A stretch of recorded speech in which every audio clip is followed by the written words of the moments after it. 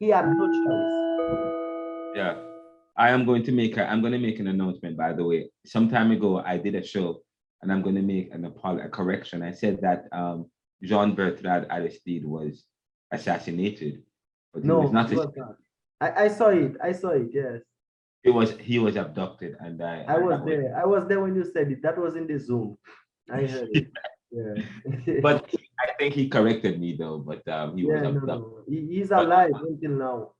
Yes, and But those guys, you know, the problem with Haiti though, with those colonial masters, so yeah, they still keep Haiti on the edge. So it's like, ah boy, you know, I did Caribbean thought, and while I studied here, and I got to study the history of Jamaica, the 1980 with Siaga and Michael Manley, when Michael Manley decided, you know, to ally with Castro and the USA, that happened, and embargo. And I did that in Caribbean thought. I did the thing in Cowell Garden. I did all these things in Caribbean thought. So I get to understand the history of Jamaica as well. And I see it's the same thing. Because if you want to ally with Castro, for them, Castro is a dictator, which is not true. He's a man working for his country. Yes. Right now, if Andrew Holness says, listen, the Chinese, I want you to come to help me to build Jamaica. I want train, just like England, from England to France. I want the train line. I want the wood. I want everything. Next thing you will hear the US calling dictator, and they will get to kill it. That I get. But you know, I want to get away. You are dictator, and you know they will mess up the whole thing in your hand. And that is what the essentially. Hold on.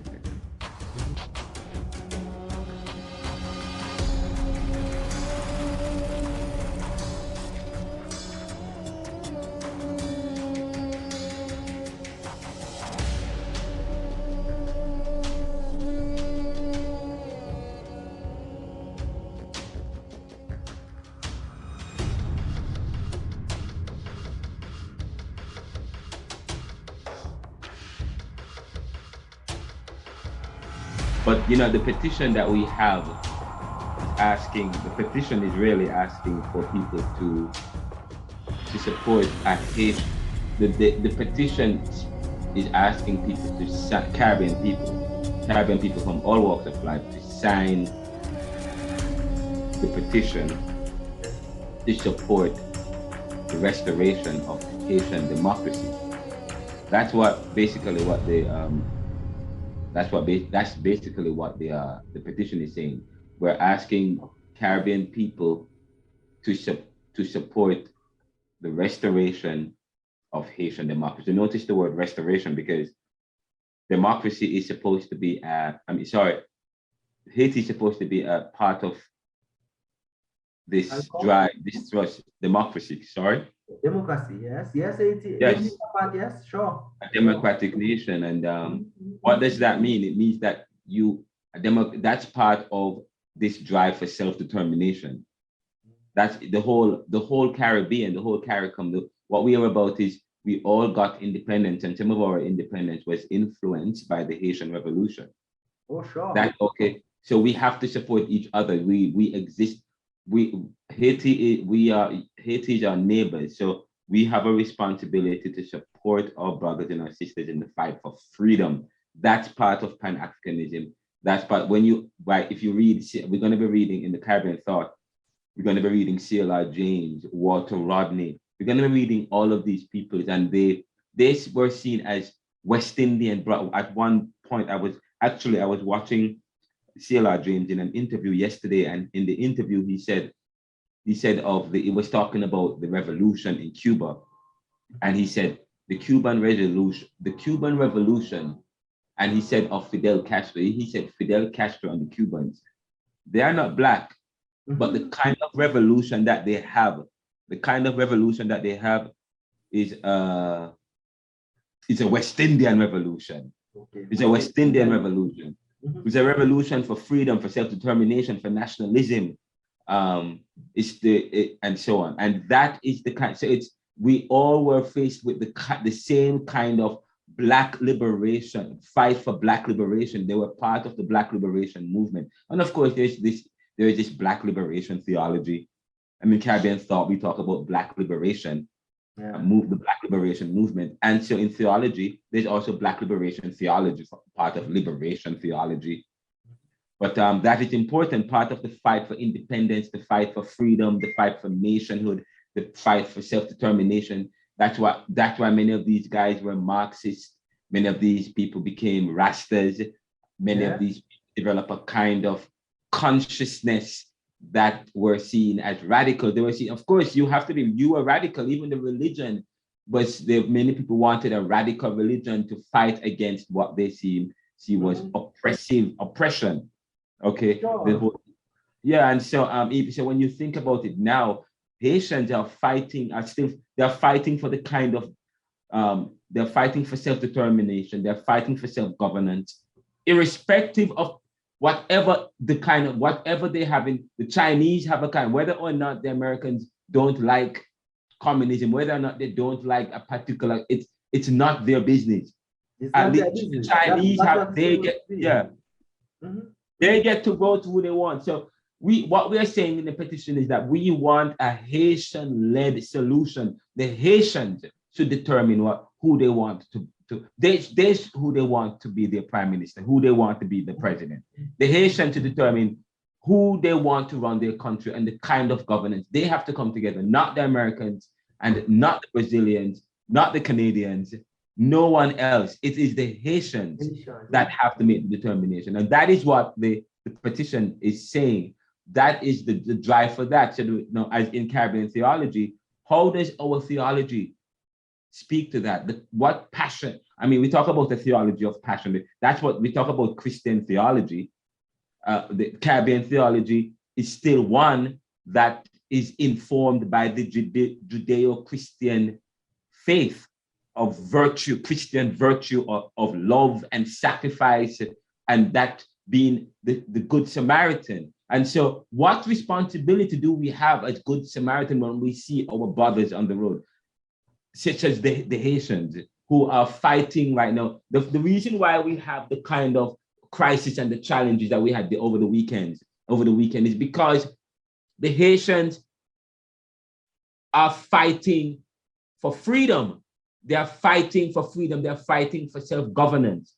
Okay, and you have the Ariel who is running. Who is the prime minister? They don't want Ariel. They don't want Ariel. Nobody wants Ariel because it is said that, I cannot say that because I don't know. It is said that he was comploted in killing the president as well. Hi, Kevin. Yeah. Good evening, sir. I was just checking. Which class is this, please? Caribbean Theology. Oh, it's Caribbean Theology. I see Caribbean Thought, and I'm like, Caribbean Thought. No. Where you see Caribbean Thought? No, this class, no. This is you have Caribbean Thought or Caribbean Theology in there. No, you have Caribbean Theology in the you have Caribbean Thought and in the email. Oh wow, sorry, I meant Caribbean Thought first meeting tonight. See, I'm looking at it right now. Oh my God, Caribbean Theology. Sorry, because listen, I'm teaching Caribbean Thought this semester and theology, and I was sending an email to the students, so I think that was part of the problem. Sorry, what going? Welcome, Karen.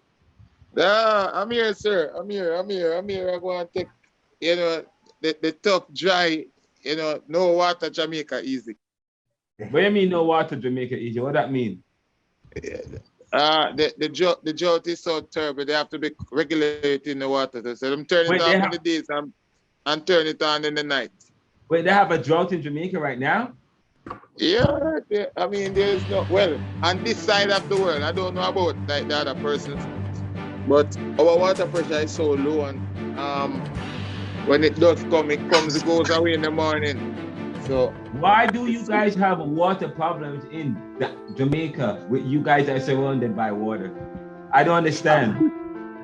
Why? No, why is there a water problem when you guys are surrounded by water? What's going on? I mean, we are deficient. We are deficient in many different ways. Like, for example, when the dam was made in Kingston, it was not made for a population, you know, in the city this big. And over time, they have not done the necessary upgrading work to be able to facilitate the influx of people coming, you know, within the corporate space. And so as a result, the dam is filled with silt or sand, and the water that is in it is not sufficient to supply adequately, you know, to everybody. And so what they have to do, they have to be regulating the water. In St. Catherine, similarly, they would have run some pipelines into Kingston to try to get some of the water in St. Catherine into Kingston. But because of the low water levels and, you know, rain not falling as often within the seasons that we're supposed to be having plenty rainfall, we realize that there's a shortage. We don't do enough water harvesting. We don't have enough stuff in place for that also, so that we can store water for seasons like this. I mean, it comes down again to bad governance, and we have seen it decades upon top of decades, but it is what it is. It is not what it is. What? It is not what it is. So what are you guys doing? What is the citizenry doing to apply the pressure or to lobby the government? Or what? You seem to have an idea. You said water harvesting. I mean, Jamaica is one of the most laid back nation right now. The only time Jamaica becomes united in anything at all is when one set of people put on green shirt and the other put on orange. Outside of that, there's no unity. The green people will be united for that cause, and the orange people will be united for that cause. But when it comes on to on a holistic level, broad scale, to say, listen, let's even the other day when I took the race, let's tackle that thing because there's so much injustice. And I mean, you don't see anybody rising up when like the little girl died the other day. You know, you don't see communities rising up and saying, no, we have to find these people. But once this year them say election, let's go. People are united in their orange and in their green just for that cause. I mean, I don't think this is, I believe, you know, from a Christian perspective, I believe that we are in the last of what we call, you know, the getting close to the apocalyptic period. I mean, I don't know. I don't see the world getting it. I don't see Jamaica. You can't even talk about the world. Jamaica getting any better than this, because the people, their mind have been so. They have been cultured in such a way. This generation would have to pass away. I'm telling you. And there's somebody like the Bible said, when the old Pharaoh died, a new Pharaoh rose up that didn't know about the covenant between the Israelites. And so he started to pressure them. A new generation would have to rise up when they know not about PNP and JLP. And then we probably can have some level of unity as it regards to, you know, us seeing justice, us seeing good systems put in place, you know, for our kids, for our welfare, for our, you know, our development within this part of the hemisphere. But until that time comes and passes, well, I don't see this thing changing. I'm telling you, sir. There's so much I can respond. There's so much to unpack, because I would ask the question, you have a water crisis, but people are still not united around water crisis because it does not involve political benefits or any political issues that people can derive out of. So, I mean, but water is life. So why would people not be united on the issue on life? And it's crazy, you know. It's crazy, you know, sir, that my water bill is so expensive. I'm paying like $10,000 per month for water. Oh, wow. I see my water bill move from like $3,000 and $4,000 average to $10,000 average now, maybe over the past year and a half. And yes, as it stands, I use the last little bit of water that was in my tank on the roof. Right? And I am now sitting right here where I am sitting down. I'm waiting on a truck to buy water Yeah. And I was told that they open the community over there. So I'm actually buying what I mean. I talk about me in a Portmore, you know, Portmore, Jamaica. Yeah, I know Portmore. So just imagine, me the right at Cumberland here. So. Oh, I have water in the Portmore. Oh, yeah, that's great. Okay, do not interrupt the class about where you.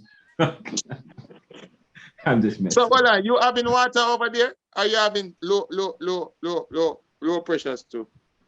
No, I have water like high pressure. In Greater Portmore? Yes. William, where are you? You have water issues there too? Something wrong on this side, it look like. Yes, I'm here. But anyways, but just before you guys came on this, Chantelle is my assistant. She's a lecturer assistant, and she just works, and she works beyond that to help me with the Neoliberal Corporation as my assistant. But I had indicated earlier that we were talking about the Haiti crisis or the Haitian situation, and we were talking about Black liberation and the Black liberation theology, fighting for freedom and justice and independence and self-governance and nation statehood and so on. And we talk about, I was asking William if he had signed the petition. He said he hasn't signed it yet, but there was a petition that we are doing that we started. We are petitioning for the restoration of of democracy in Haiti. And notice we say the word restoration of democracy because Haiti was the first Black colony or country to get independence, but over the years they have struggled to demonstrate or to operate as a free and independent nation. They have been penetrated, they have been invaded, and of course, many people have opinions about Haiti. I remember one time in a Caribbean Thought class, one student said, well, it's the Haitians' fault. And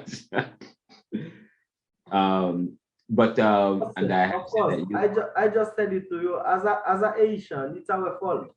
And what's going on in Haiti, nobody will solve it for Haiti, you know. Yeah. But I think okay, but the petition is saying that we want a Haitian-led solution.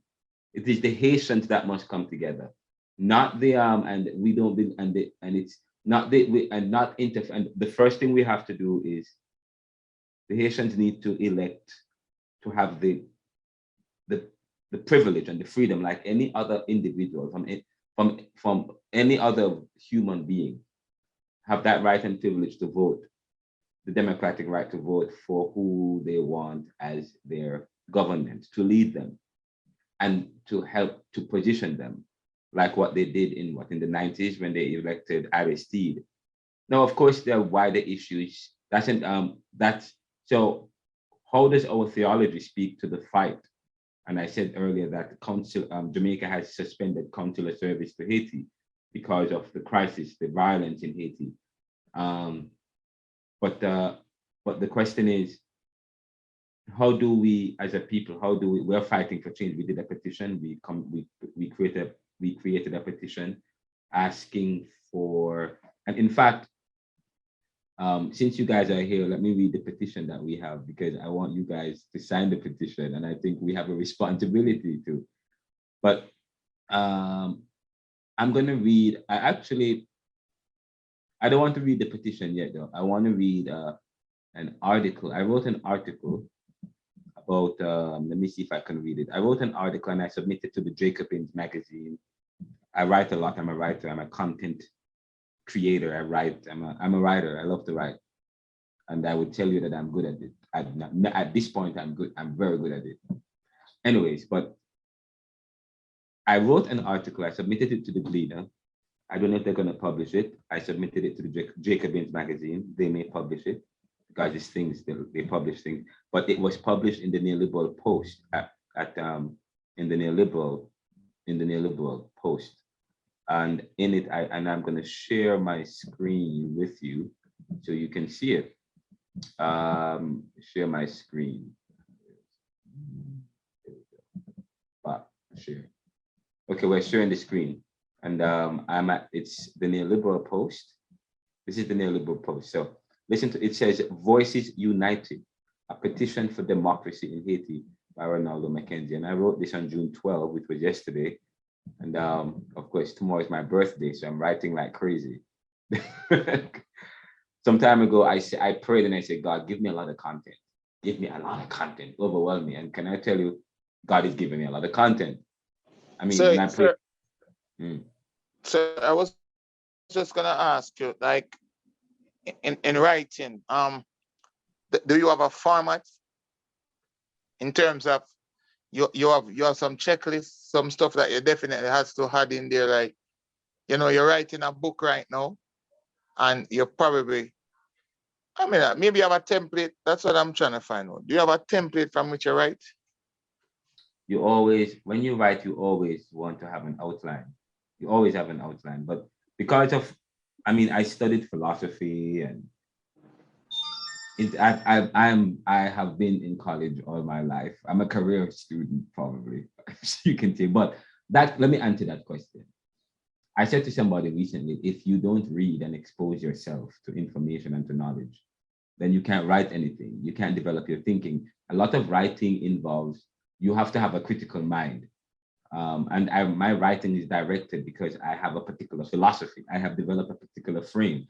Say, for example, I tell you, I write in a very Marxist bent because I'm a Marxist. I'm a Marxist. I'm a critical thinker. I'm part of the school. I'm a skeptic. So I write in a skeptical way. I write in a critical way. Yesterday, I did a class, last week, and I talk about what is critical thinking. Thinking is about thinking and rethinking what was previously thought. Okay, it is dissecting truth because you come to the realization, like Kant, who is suspicious of Newtonian physics, and Newtonian physics is what has informed Western civilization, which has informed Caribbean theology and Caribbean thinking and Caribbean ways, because we are part of the Americas, and the Americas is an invention. The Americas is a construction, and we say, like Norman Gurman, in Caribbean Reader, the Caribbean is an invention of the 20th century. So what will it be in the 21st century? Will it be reinvented? And who will reinvent it? Okay, so of course, so I am a critical thinker. So so we keep thinking. So when I write in a Marxist bent. I push the bar in a sense. I don't take anything for granted. I don't. So I say to you that, when you come like Kant, who is suspicious of Newtonian physics and Newtonian laws. Newtonian laws, the law of thermodynamics. That is what has informed Western civilization, and we are part of that Western civilization. So therefore, if that is what has informed, so Kant says, he says that history is a result of the varieties of human nature and circumstance. And he said that if you read Kant on history, and he says that history is a result of the varieties of human nature and circumstance. So whatever is happening in society, that has helped to inform an understanding of history and perspectives, because perspectives is what gives rise to history, because history is an interpretation of events. But the interpretation of that history is done within a particular bent. So it is not free from human privilege, from human understanding. And so we said, and human nature. But what of human nature? What is human nature? Human natures, when you study nature, then you study the biblical passages. You study from Adam and Eve, you study from Cain and Abel, and the beginning of time, and how Cain privileged a particular thing, and how he reacted in violence because of a privilege, a hurt. But when you study human natures and how the human thinks, and if you study the foundations of knowledge and the hegemonies of faith, then it gives rise. So I am from that. I'm skeptical. So I believe that what we have in society is not free from human beings. What we have in society, so even religion, your professor, you will say that even in society, we are not free from human beings. So Karen asked me, so how do you write? Is there an outline? So I'm going to answer the question now, having said that. So I write in a very skeptical bent. So when I write in a very persuasive way. When you write, you can write to inform, or you can write to persuade. And of course, it depends on your audience, who you're writing, what you're writing about. Those things are important when you write. Okay. So the answer to Karen is this: when you write, if I think about my writing, I always say to people, say for example, my professor, usually when I'm asked to write about something, my papers were usually late, to be honest. Anyways, but because I spend a lot of time thinking about what I'm going to write about. I don't write anything on the paper. I read, and if you look at, I have a lot of books around me. I read and read and read, and I watch TV, watch the news, listen to what people are saying. I go on the street to listen to people. But all in the back of my mind, I'm thinking about what I have to write about, and I think about it, you expose yourself to stimuli and to information all the time. Your brain is working, and sometimes I go in my bedroom or wherever, and I lay down and I think, and I have meditation and solitude. Talk about Richard Foster Wright wrote the book, The Celebration of Disciplines, and he talked about the 7 disciplines and reflections. And of course, Socrates says the unexamined life is not worth living. So I spend a lot of time in reflection and meditation. After that, I might get an epiphany. Or I'm talking about somebody I'm talking with somebody about, hey, and I like to talk about what I'm going to write about. I'm talking all the time. I talk widely. Doesn't matter. I might be talking crazy. But one time, you are talking, and I'm excited about the thing I'm writing about. I'm very excited. I'm crazy about it. I'm passionate about it. So you are speaking with somebody you're thinking about it, and of course you start thinking with somebody about several things going on in your mind. But while you're speaking to someone, you're brainstorming in a sense, but you're in a very verbal way. But while doing so, you get an epiphany. You get an epiphany, and something sparks you, and while talking, and you think about a relationship, something you never, and you grab a piece of pen and a paper and you start writing about everything. You brainstorm, you write everything that comes to your mind about the topic you're writing about and what you've been talking about, interacting it with some of the people you have read and so on. And you write that, you write. When you have completed that, then you organize it in an organized way, in an outline, with a topic, an hypothesis. You always want to have an hypothesis. You want to have an assertion. What are you proving? What is the relationship that you're trying to show? When you write, you are always trying to show a relationship. And because I'm a student of philosophy, I write in a very logical and reasonable way. And because I'm a student of liberal arts and liberal studies, and liberal arts again and liberal studies delves into issues that lifts up issues of ethics and values, human ethics and value. So it promotes issues of ethics and human value. Okay, issues of ethics and human value. So it's always thinking about how does whatever I write about, I'm writing, what is the relationship between two variables or two concepts, and how does it speak to or lift up issues of human ethics and value? And of course, I'm an interdisciplinary student. I like interdisciplinary studies. So I study anthropology, sociology, philosophy, political economy, psychology, economics, accounting, English. I have studied interdisciplinary studies. So, and of course, so that I draw on and everything that I have studied, I bring to bear in my writing. There is nothing that is left out. Everything comes to bear in my writing. So of course, so then after you have brainstormed and write down everything and a piece of concept, that say, for example, last week I wrote a letter to the editor, which was published. I wrote a letter to the Gleaner and it was published, and it was a letter that entitled Dear Editor, because in fact, it was entitled Dear Editor, and the letter is in the Jamaica Gleaner. and the letter speaks to the issue of, I don't remember what it speaks to. It speaks to the, what was the letter about? The letter was about, have we misunderstood our heritage? Have we misunderstood our heritage? I wrote a letter in the Jamaica Gleaner entitled, have we misunderstood our heritage?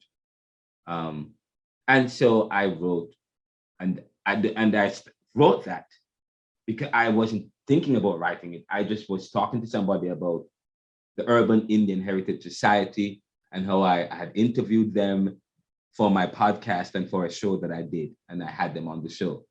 And so while talking to somebody about it, I got an epiphany, and I wrote on a small piece of paper, I'm going to tell you, the letter that I wrote that was published came from this. Can you guys see this?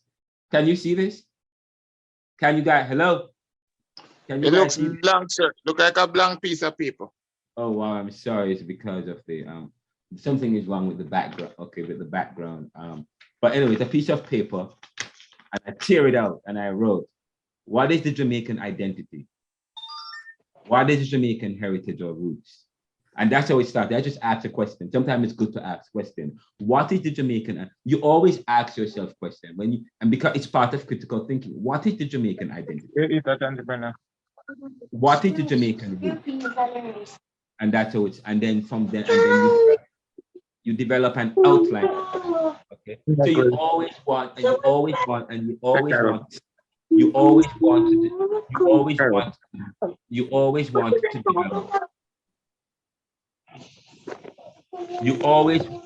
Are you guys listening? Hello? Yes, sir, I'm listening. Sir. I'm listening. You always want to develop an outline. Okay, so so you develop an outline which shows the relationship of the thing you want to develop. Okay, and by the way, I wrote an article, and the article is available on here. It says how to create a powerful petition for change. So I have steps to do that. Say, for example, you might have issues you want to talk about, you can do that. But anyways, I wrote this article. Listen to the article. Voices United, a petition for democracy. It's important because it speaks to theological issues in this article I'm about to read to you. Okay. All right. Are you ready? It says this. It's entitled Voices United, a petition for democracy in Haiti. Once upon a time, in the Caribbean and the diaspora, a group of passionate students and their professors in Caribbean thought class at Jamaica Theological Seminary came together to advocate for a cause close to their hearts, the restoration of democracy in Haiti. Inspired and challenged by the work of the Institute for Justice and Democracy in Haiti, in raising awareness and fighting for justice and democracy in Haiti, a group of individuals felt compelled to take action. They recognized their duty as good Samaritans. They recognized their duty as good Samaritans. So the issue of our responsibility as good Samaritans, and that story is a biblical story talking about the Good Samaritan. They recognized their duty as good Samaritans to their Haitian brothers and sisters, and were motivated by the lack of social action among Caribbean peoples in support of Haiti's fight. Again, they recognize their duty as good Samaritans, okay, of people with Christian virtue, whose theology of virtue, or theology that involves social action. So the question is, we talk about Garnet Rope, and later on, we're going to talk, in a few minutes, I'm going to begin the lecture to introduce you, just both of you. There's one more person that's not in this class, but, and we're going to talk about, this is going to be our meeting time, and we're going to work on a project together, an essay or whatever, but we'll talk about that. But this is important when you talk about our theology. Does your theology involve social action? So we talk about a theology of social action. They recognize their duty as good Samaritans to their Haitian brothers, and these are theological students, and I said they recognize their duty as good Samaritans to their Haitian brothers and sisters, and were motivated By what? What were they motivated by? They were motivated by the lack of social action among Caribbean peoples in support of Haiti's fight. And I asked the question, we talk about Jamaica we say Jamaica is a predominantly Christian nation who's driven by the theology, this Judeo-Christian theology of Christian virtue, with Jesus as the example. And say, for example, we learn in scriptures where Jesus saw his brothers and his sisters. I mean, sorry, there's a story in the Bible that talks about if one of your brothers or your sisters gets lost, he leaves the 99 and look for that one. Okay, he leaves his brothers and sisters in the fight. Okay, and before you guys came on, I mentioned to Rolly about C.L.R. James. C.L.R. James said of Fidel Castro and the Cuban Revolution. He said that the Cubans and Fidel Castro, they are not necessarily. He said of their revolution, although they are not Black, and C.L.R. James was part of that Black liberation movement. Although they are not Black, and Black liberation theology promote this kind of social action and this fight for freedom. Liberation speaks to issues of freedom. We talk about liberalism. Talk about liberation speaks to issues of freedom. Liberation is what gives drive to nationalism and self-determination, okay? It comes out of a theology of social action, a theology of sacrifice, a theology of action, okay? That, and especially for people who are oppressed. Sir, may I beg you 2 minutes? The water truck is here, yeah? Yeah, man, yeah. May I beg you 2 minutes? Let me get this start out. Okay. But Roliam, Roliam, you understand? So we have this issue of social action, our theology, this issue of social action and sacrifice. That's what should inform that kind of the Caribbean theology, in a sense. That's what should inform Caribbean theology. But these students are putting their theology in action when we create petitions like these. With a deep sense of purpose, they embarked on a transformative journey to address these challenges head on. They believed in the power of unity and sought to gather support from the Caribbean community and its member nations to take a stand for their Haitian brothers and sisters. In their quest, and the question is, are we brothers and sisters? In their quest to bring about change, they decide to create a petition campaign entitled CARICOM People and Their Diaspora Support the Restoration of Democracy in Haiti. The petition aimed to raise awareness about the deteriorating democratic situation in Haiti and call upon CARICOM to remove international support for the current de facto authorities. So that's what the petition is calling for. The petition is calling for the removal of international support for the current de facto authorities. That is important. With great enthusiasm, they carefully crafted the petition, capturing the essence of Haiti's struggle and its significance to the Caribbean region. They highlighted the systemic dismantling of Haiti's democracy, the control exerted by gangs, the rampant corruption draining public sources, and the alarming levels of hunger faced by millions of Haitians. And just so you know, the issue of income inequality. When you study developing countries, there is the issue of income inequality, and there is a small dominant class in Haiti. Okay, that support, I understand, the PHDK. Am I right, Roliam? Yes. And they support the Ariel regime. They support the Ariel. PHDK is a party, or if political party that came with Mateli, the musician. Yes. Who initiated that one. Okay, so is the issue a political issue in Haiti? Of course, where say, for example, you have JLP and PNP, and JLP is in power. Oh, they most definitely.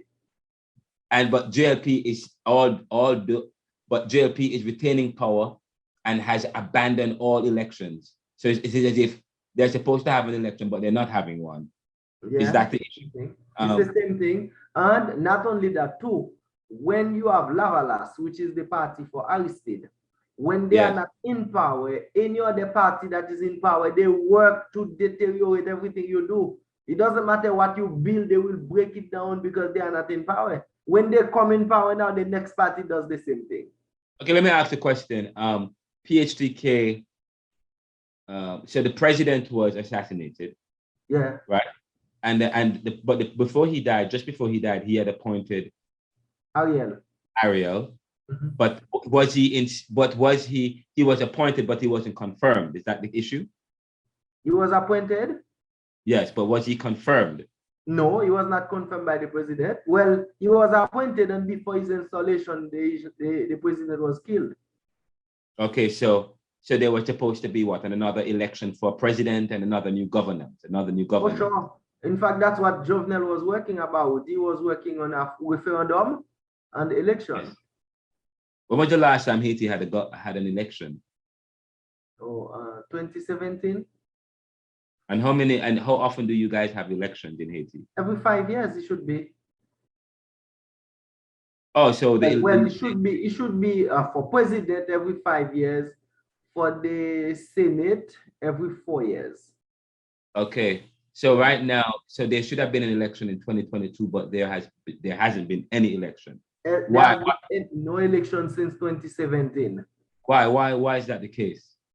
Because Jovenel was he wanted to do election, but they opposed him because the tendency is that when Aristide was president, he organized the election and Preval, who is prime minister, became president. So basically, who is in power will always direct the election in a way for somebody in his party to be elected. So they oppose with Jovenel not to do election because they think that somebody from PHTK, which is PHTK, would win. But when PHTK now realized that Jovenel did not want to do that, he decided to boycott PHTK, and they are the same one who killed him. Jovenel was not killed outside of the party that he was elected. You know, the same party was elected. It's the same people who plotted to kill him. Okay. Yeah. He decided not to do what is traditionally done. So I am in power, organize the election, but ensure that my party retain power. Okay, but so because of that, they killed him. Yeah, they killed him. They killed him on the issue that they believe that he was violating the Constitution. Not the Constitution. He was working with the Constitution because he said, I am going to organize the election, and whoever wins is the person who's going to be president. I am not for, I am not against. I'm doing what you call democratic election. Okay. Oh, okay. So sorry. Okay, fine. So he was killed because of that. Oh, yeah, he was killed. Jovenel was not killed because he was not good for an Haitian positive idea. He was killed because he was good for Haitian. If he wasn't good, they wouldn't kill him. Somebody who has no use for the country. Why should they kill him? They would just leave him. Who killed him? Who it is that killed him? Well, until now we are trying to find out. There are allegations, but you know, who knows? Because basically what we see a group of people from Colombia, right? That come and plotted with Haitian people that until now you cannot find out who they are. And those guys, you know, they were in prison in Haiti. They transferred them to the United States. Right now I have one of my uncle. He was the security detail of the president, Jovenel. He is in prison in Haiti. But when I asked him, he said not even know, he didn't know. But I said, who you are the detail of the detail, not those guys who work with the high power weapon. He was in charge of those guys who wear the suit and close to the president, the detail. Yes. And I say, uncle, tell me how you didn't know. He say, he didn't have a clue of what was going on. But all those guys are in prison. He's in prison too in Haiti. Why is he in prison? Well, because all those guys were the security details of the president. All of them are in prison. All of they them think that he has. They think he has something to do with it, or of course they were, because but he was at home.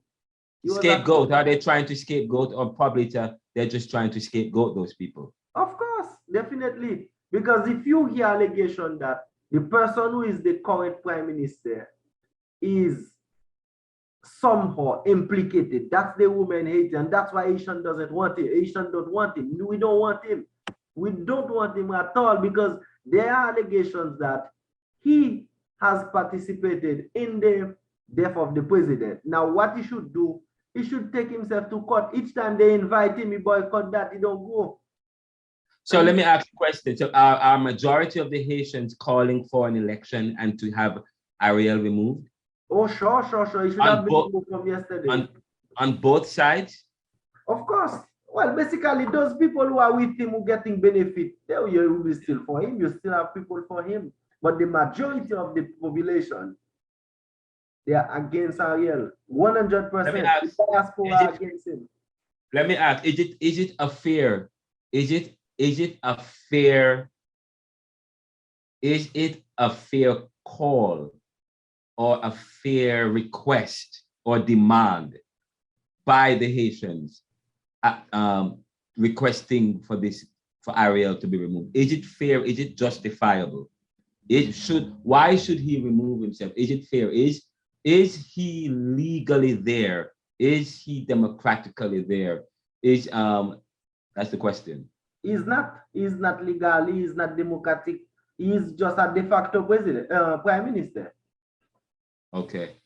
And so I am not living in Haiti right now. Because I left Haiti like almost 12 years, more than 10 years. So I have been to Haiti 2019, and that was not the case. But right now, as I speak to you, there are chaos in Haiti. People are hungry, and it's gunfire, especially the capital, Port-au-Prince. Port-au-Prince is something that they should eliminate and rebuild it back. Oh wow! You said they should eliminate it and rebuild it. The wall, sink the whole Port-au-Prince, sink it out and rebuild it back. Yes. Wow. Sink out the whole Port-au-Prince and bring it back. Okay, so what? You said that the Haitians should come together and they should and they are the only ones who can fix the problem, the crisis in terms. So the question is, why is there warfare? Why is there the kind of violence in Haiti right now, especially the one that we just heard of over the weekend recently? Based on allegations, the weapons that come to Haiti doesn't make weapons. We don't build weapons. Haiti has no manufactured for weapon in Haiti. Because even in Jamaica, you would hear that the Haitians, they come to exchange gun for ganja, but we don't make gun in Haiti. Now, the question is, how comes we have so many high-powered weapons that entered Haiti? How comes? What's the channel? Where they come from? Recently I was listening to Mutabauka, and when I was listening to him, that was something pre-recorded, I don't want to misquote what he said. But he was saying, when they keep saying Haiti bought gun to Jamaica, he said Haiti doesn't make gun. He said the question is to find out where the guns come from. Haiti doesn't make gun. So right now, the amount of guns, I mean high-powered weapons, those guys have in Haiti is machine weapons they have. The man that carried himself the weapon, the slippers that he has, and the pants that he has, if he has that kind of money, he would have taken care of himself that he buy this weapon. So if somebody give it to him, I don't know if you understand what I'm trying to say. Okay, this is quite interesting. Imagine a boy in the street with just a short pants and a t-shirt, and he has a weapon that could be sold for 10,000 US. You think he is the one who buy it? No, he is not. Yes. This is quite interesting. This is powerful. I should have you come to my Caribbean Thought class on Monday. You should come to the class so that you can. Well, I grew up in Haiti. I lived in Haiti, and I know Every day I read about Haiti. I know everything. All those guys you see are talking, even those who are in Jamaica right now with the prime minister, majority of them, they are Judas. All of them, they sell out Haiti long time. So they just trying to see what they can benefit. And some of them while you hear the type of poverty, misery, inhumane condition that Haitians are living, but you have some of them in the government, some of those politicians, they are extremely rich. Listen, this is powerful. I want to share this discussion I'm having with you on Facebook right now. This is too good. No, this is powerful what you're talking about. I have a question for you. Do you believe that Jamaica should have what is, as a Haitian right now, as someone from Haiti, do you believe that Jamaica should invite Ariel to Jamaica? Well, he's in Jamaica. I don't know. They were today. What do you feel? How do you think about that? Because in a sense, to invite him in his capacity as the de facto prime minister is to, in a sense, recognize his leadership and to recognize his leadership. In a sense, it's to in a sense it's to anoint him. It's to approve of him, and it's completely objecting to what if the Haitians are saying that he's not the prime minister, he's okay. He needs to go in a new prime minister, but yet still there is problems. There are issues surrounding his legitimacy. But he's here in the official capacity as a prime minister, and they're talking him up here in Jamaica. What do you think about that? Well, there are questions that are above our thinking, because the point is the international community seems to be, in agreement with him being the president, because he was in the Bahamas recently. So he's been traveling representing Haiti. So I find it hilarious that for him to be representing us. Like me right now, they are in Jamaica. I don't know where they are. I don't even find out where they are because they are not representing me. They are in Jamaica doing their business. So I don't even know. I don't know which hotel. In fact, I remember Haitian president used to come to Jamaica. I drive, find out where they are and go visit. But those guys, man, they do Haiti too bad. They do the country very bad. You know what I'm saying to you? Haiti now is in a deplorable state where that is not a condition for a human being to live. Trust me on that. No, it should not. I mean, if for instance we say, as theologian, now we are studying, and the cases you're making here, the word that captured my attention is Good Samaritan. Now, as Good Samaritans, as Haitian with Haitian, first of all, let's start at home. As Jamaican to Jamaican, I don't expect a Jamaican, to kill a Jamaican. Now, my question all the time, I say, but if Jamaicans are killing Jamaicans, now, if another country invade Jamaica to kill all Jamaicans, who will fight for Jamaicans? We have to put together to fight any other country that come to overpower us. Haitians have to put together to fight any other nation that come to overpower Haiti. Then if we are killing ourselves, then what does that say to us? It says to us something is wrong somewhere. Yeah.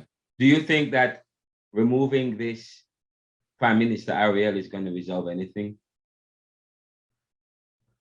Skeptical about it, because it's how it's going to be done. Because Haiti is being driven by colonial thinking. There are hands behind, Haiti situation. There are people who benefit from it. There are people who tell them, that's what you have to do. That's how you have to go about it. Who am I to say remove Ariel, things going to change? Who am I? But as a young Haitian, who studied in Haiti, went to school to Haiti, trying to understand the political framework in Haiti, and to see those guys, I can tell you there should be a new generation of Haitian leaders, and I would say people to fear the Lord, at least would stand for the country, and at least things will be better. But until it's those guys, trust me, there won't be anything. Remove Ariel right now, one of his acolytes who are fighting with him will rise in power and fight against him, kill him and take power. So basically he can be killed by one of his own,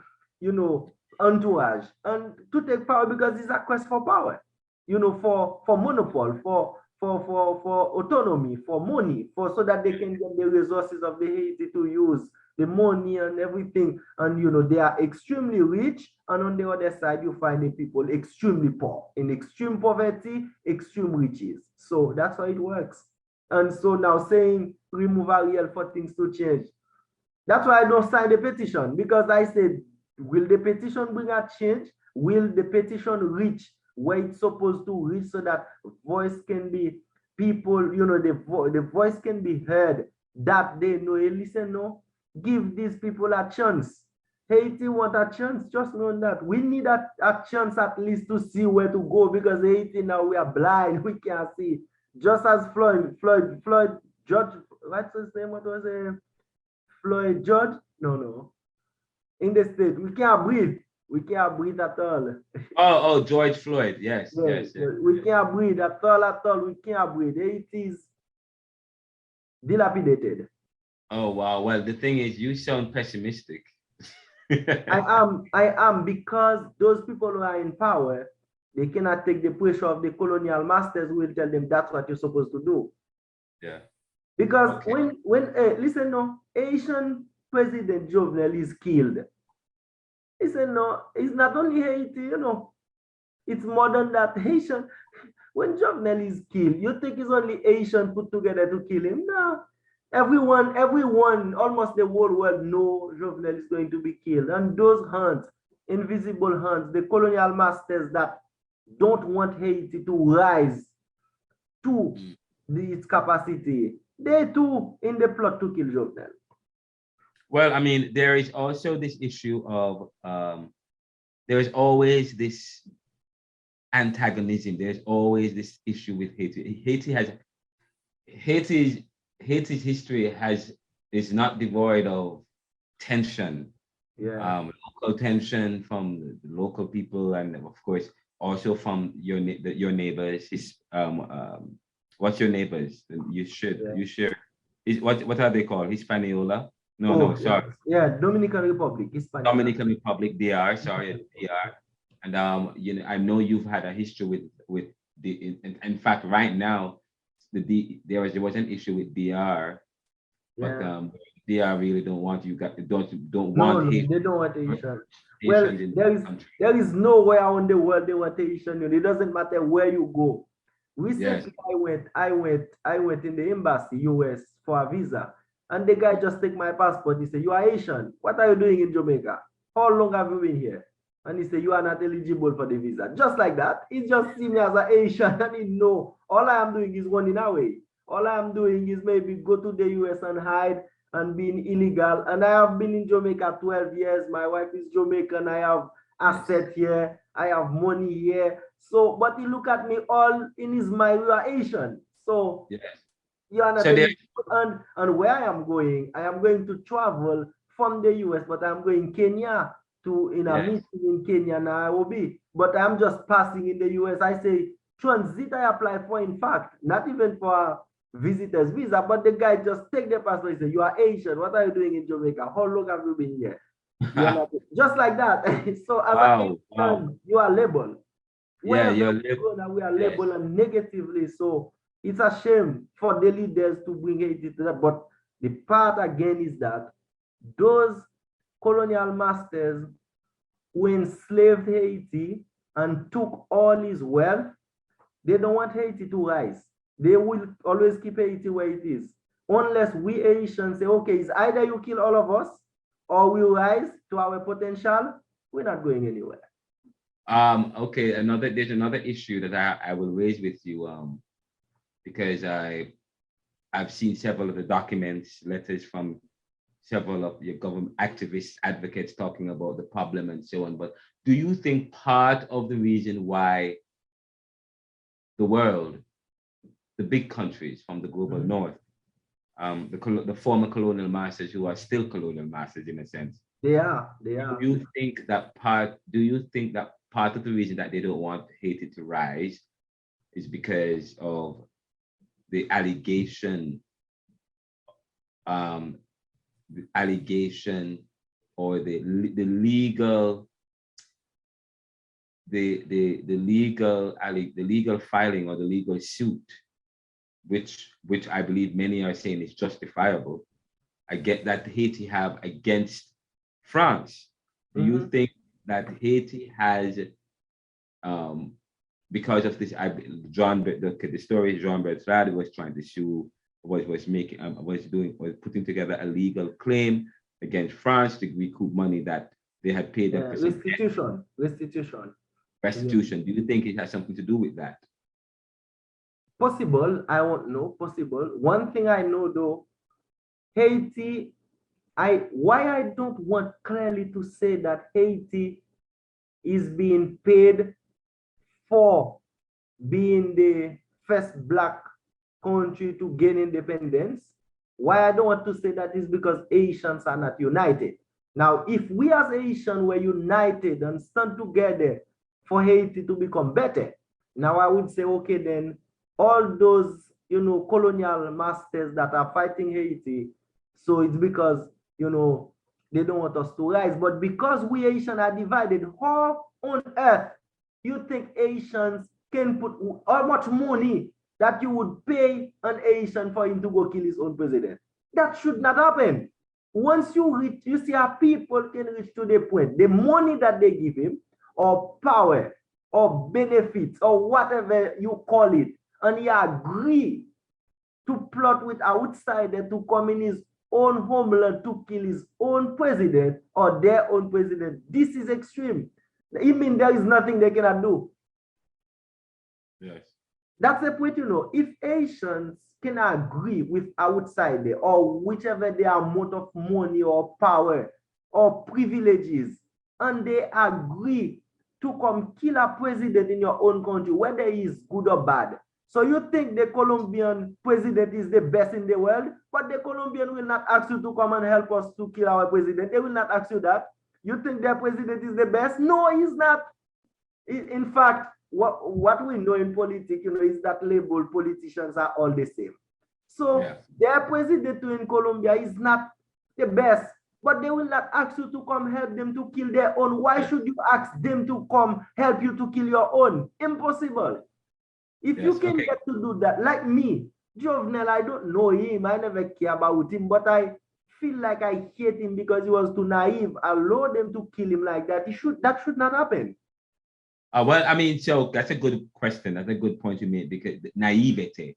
Do you believe that, not just Jovenel, do you believe a lot of Caribbean leaders, a lot of Caribbean governments, do you believe a lot of us are naive? Do you think that's part of, because, do you believe? And well, why I call him naive, because no way you can kill Aristide like that. Yes. No way.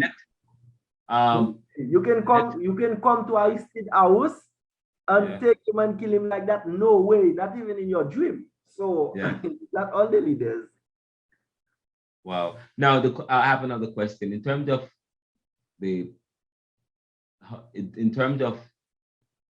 Haitian unity, and a lot of Haitians that I've spoken to talk about internal, this dividedness, but I mean, what's going on in the world today? There's a lot of dividedness, there's a lot of infighting, there's extremism on the rise of populism here in the US.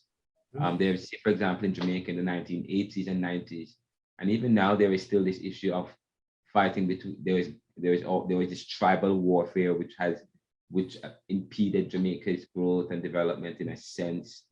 But this, do you think that even, and in the Congos as well, there's a lot of former colonial countries, they are dealing with issues of violence, issues of stagnation, issues of mixed development. It is as if it is the inability to come together is part of the strategy. But if you look at even slavery, when slavery started and triangular trade, and the way in which the slaves were brought in the Middle Passage, the slaves were brought here in the Middle Passage, and they were divided. They were divided up in several different areas because of that's they put them in different tribes, and when you are able to divide people, it is a strategy of power. Power. People are going to control other people to the point where you strip away their humanity. It requires something very elaborate, and part of keeping down the slave, preventing them from rebelling, preventing them from rising up, and preventing change. You do that when you divide, when you develop a system that keeps people divided. And so the system that has been inherited in Haiti is a system that continues this division, which is a part of a strategy. Do you think that is part of the problem, that the Haitians have inherited an ideology of colonialism which continues this unity among themselves, where they can't even come together, which yes, but they seem to be united on the Ariel issue, though. They seem to be united on the Ariel issue. There will always be one who will rise and say, I am for Ariel. There will always be one that rises. Right now, you have people who are going in the media and say, allow Ariel to spend the time. And right now, for me, one thing I know, this Ariel you see, he doesn't have any intention to do election. He doesn't have any intention for election to happen, because he wants to keep power. He wants to remain in power. Even if you hear he speak about election, all his entourage, don't listen to them. They don't want election to be done. They don't want that, because what you have to know, those guys who always want a transition, or you call it, or a temporary government, if they go election, people will vote them. Is 1% they will gain as vote. 1%, not even 2% they won't get. Oh wow. The only way they can be in power is just take it by force, temporary or transition, or we call it in Haiti. But if you send them in election right now, no more than 2%, 1%. That's all they will get. Mm. So yes.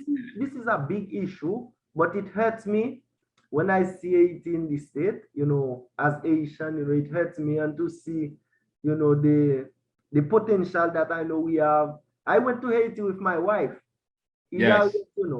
Because I live in Jamaica. Now, people always say Haiti is like, you think about a desert, you think where there is no food, there is no trees, it's just misery, there is no water, there is no concrete buildings. And I went in Haiti with my wife 2019. And when she reached to Haiti, she looked, but she said, listen, I see Haiti have buildings just like Jamaica. You have trees, you have fruit, you have banana. It's like, she said, then what is it about Haiti? The idea is that Haiti is like something you don't, nothing. But when we went and we walk, we drive, we go to the beach, and then my wife said, but I don't see the difference, because she's Jamaican. But in Jamaica, you would hear, people say, you are Asian, and boat you take. Sometimes people ask me if I come on the boat to Jamaica, if I am one of the boat people.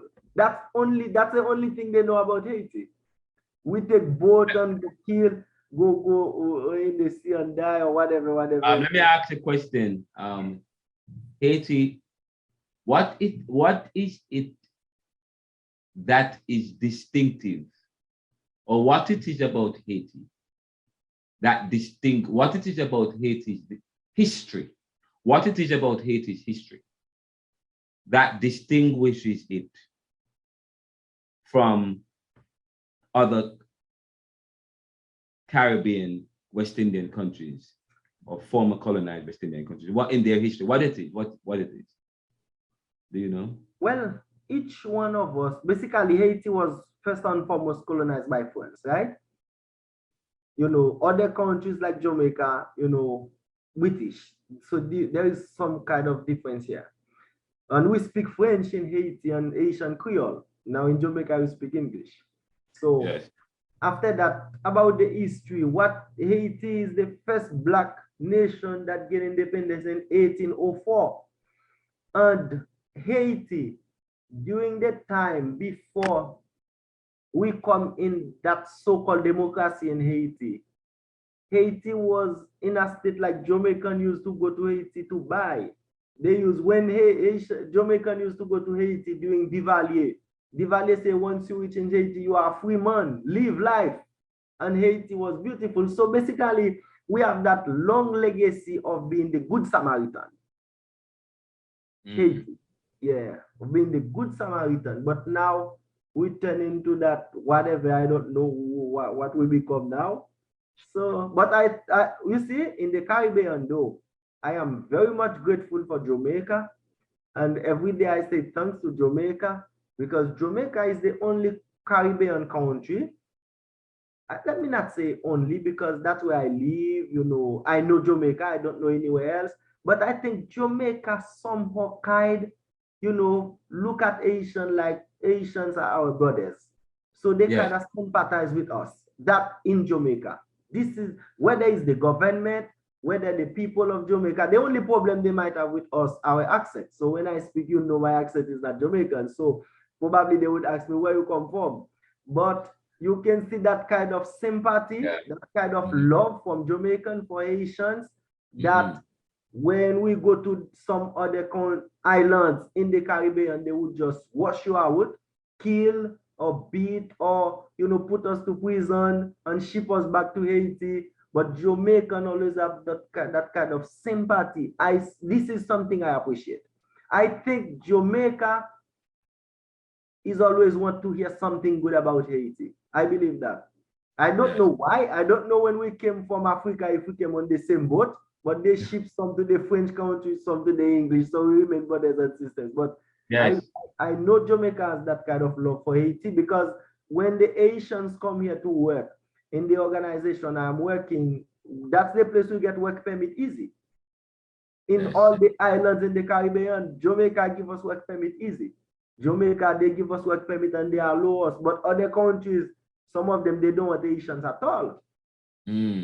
Yes, wow, this is quite, and you said it, yes, you hit it on the head there, because I asked the question and I know the answer, but I asked you, and but of course, one thing that distinguishes the history, which makes the history unique, is Haiti is one of the only countries that I know of that, I mean, colonized black country that got independence through a revolution to Saint Yes, the first. And I don't know of any country. In fact, you might hear of small rebellions in Jamaica and some of these other countries. But their independence, first of all, they got independence in 1804. Sorry, they got in 1804. You guys got independence, or you got independence in 1804. But you didn't really get independence. You didn't get independence. You took your independence. Exactly. That's the word. We took our independence by force. By force, and that is the problem.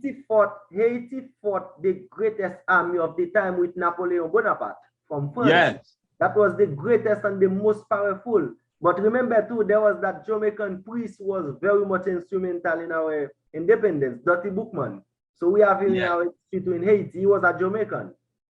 He was. He was the priest who initiated that. Spell that name for me. Spell the name. Spell it. We call it. It should be D-O with an accent. T-Y. Put it in the chat. T-Y. Yeah. All right. Let me type it for you. Dirty Bookman. Okay. So It's not dirty. It's not dirty. It's Dirty Bookman. That's how we call him, and we have him in our history. Dirty Bookman. You know, that's quite interesting. We don't have him in our history. We have him in our history in Haiti. He's not in Jamaican history. You don't see him anywhere in Jamaican history. But I teach Caribbean thought, and I need to include this guy in my next book. This Dirty Bookman. Yeah. And I need to do some research about this Dirty Bookman. This Dirty Bookman is quite interesting, because I was listening to CLR James earlier today. And Sailor James talked about Dirty Bookman. Yes.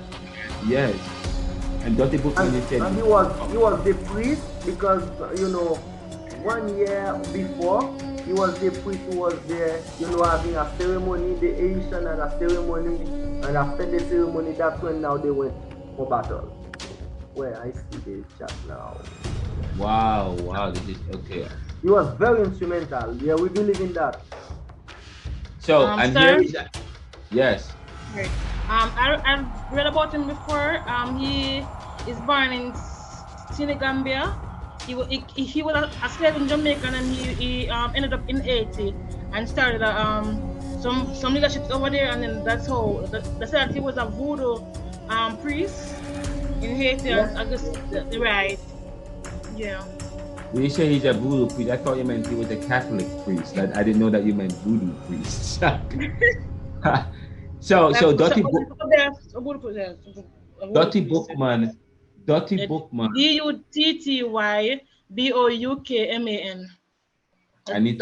name that you would find on Google. Oh wow! Like Dottie Bookman, yeah. Oh, this is quite. Listen, I'm developing a Caribbean thought journal, and I need Liam. William, I need you to as you start to think about your writing, what you're going to write about, and start writing. I want you to start writing. What you have said was quite profound. You said some powerful thing to me just now, and I'm trying to. I do not have any notes. Oh, here we go, right over here. You have said something quite powerful, and I need to make a note of this to follow up for some research I need to do. And this is the second time I heard this Dottie Bookman, DUTTYBOKMAN. Yes. And you said he was B-O-U-K, so B-O-U-K-M-A-N. B-O-U-K. And you said from Senegal, from where, Gambia? Senegambia. Spell Senegambia. S-E-N-E-G-A-M-B-I-A. So he wasn't Indian. No, sir. And so, he was born in 1791, November 7th. Oh, and he went from Senegambia to he wasn't Jamaica born as a slave, and then he was captured and taken to Jamaica, and I think he escaped to Haiti. Yeah, he escaped to Haiti. Yeah. And he went to Haiti. Mm-hmm. And was a voodoo priest. Yes, sir. Yes, a voodoo priest. That's how one of the ways how voodoo came to Haiti is from this Dottie Bookman. Yes? I don't think so. We have that from Africa because basically voodoo is from Africa. Right. Yeah. So, but he was in terms of how did it get to Haiti? How did it get to Haiti? Voodoo? I think he escaped. Sir. I think he escaped. What is the escape again?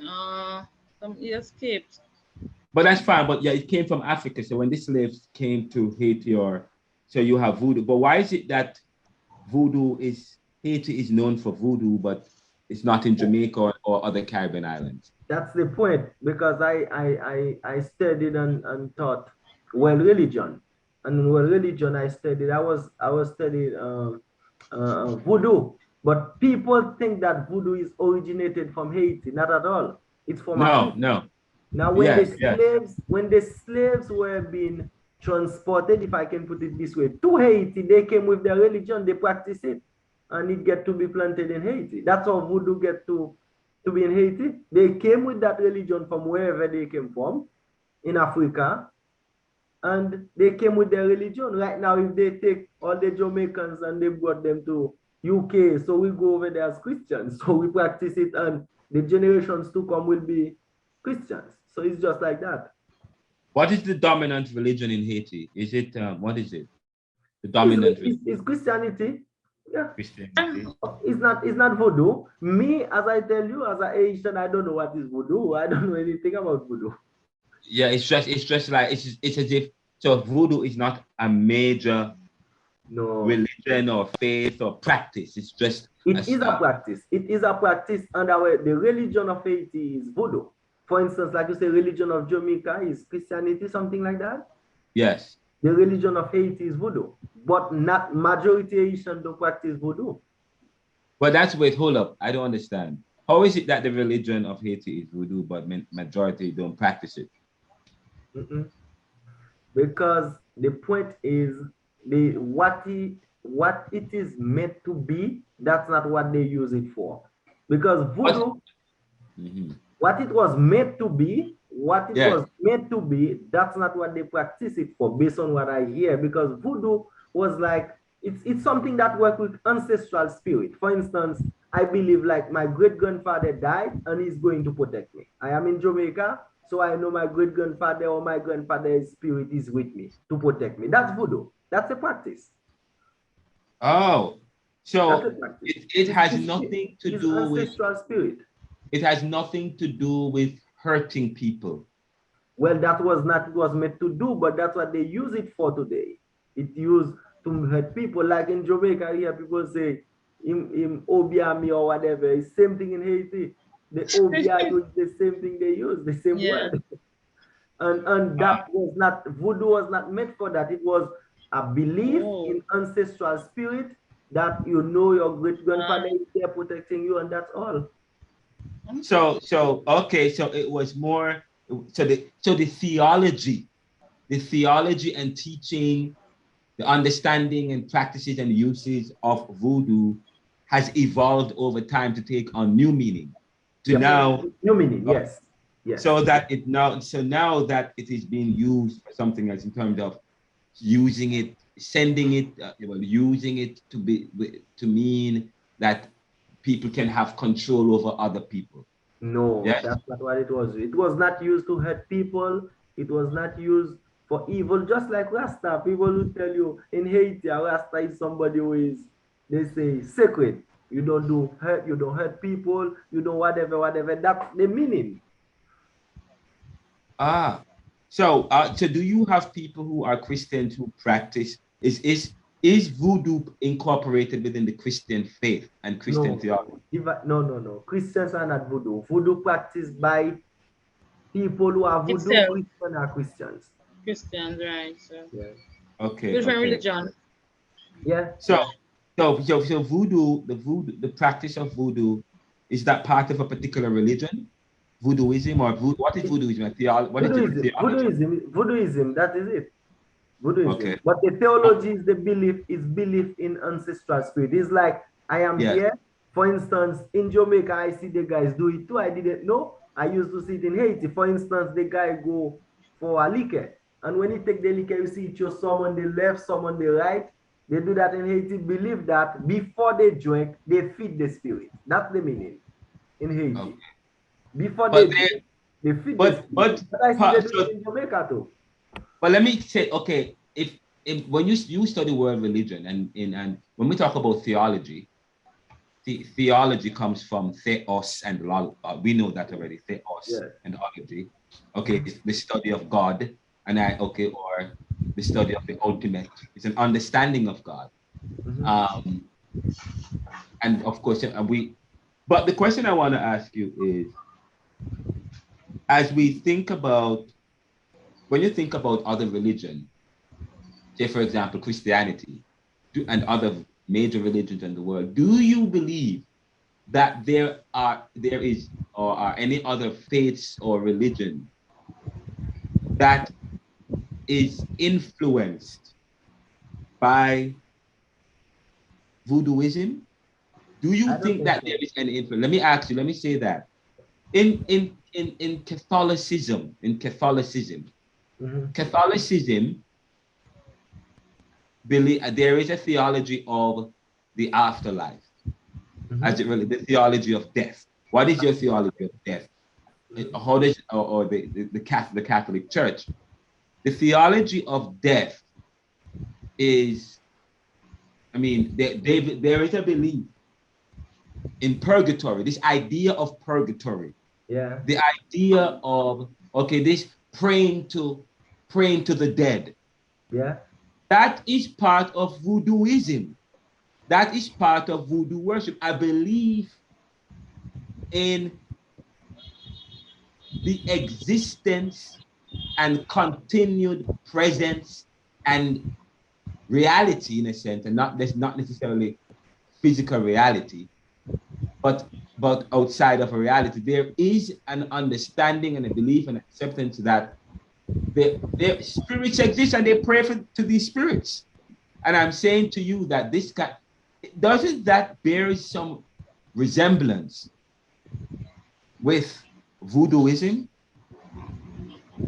Well, why I will not say it, because when I look at religion, and even when we look at the Bible, and if we go way back to the Hebrew Bible, the Old Testament, we see some of the practices that happen today. For instance, what you would say in the Catholic is something that not from from Christianity. It's just the liturgy. The liturgy is different, but basically it's the same thing. In the Catholic, you say in the name of the Father, the Son, and the Holy Spirit, but we say the same thing. The liturgy is different. Sometimes we say, okay, you know, there is something that's non-Christian in this denomination.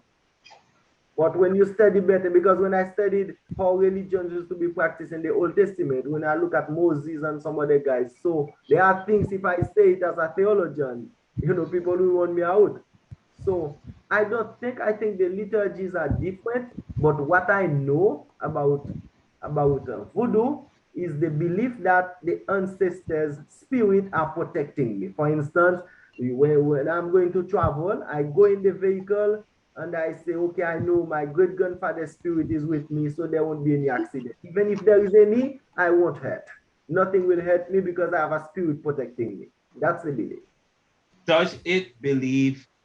So there is a recognition in ancestral spirit. Sure. But outside of ancestral, and that's but outside of ancestral spirit, is there any kind of ancestral worship in terms of worship?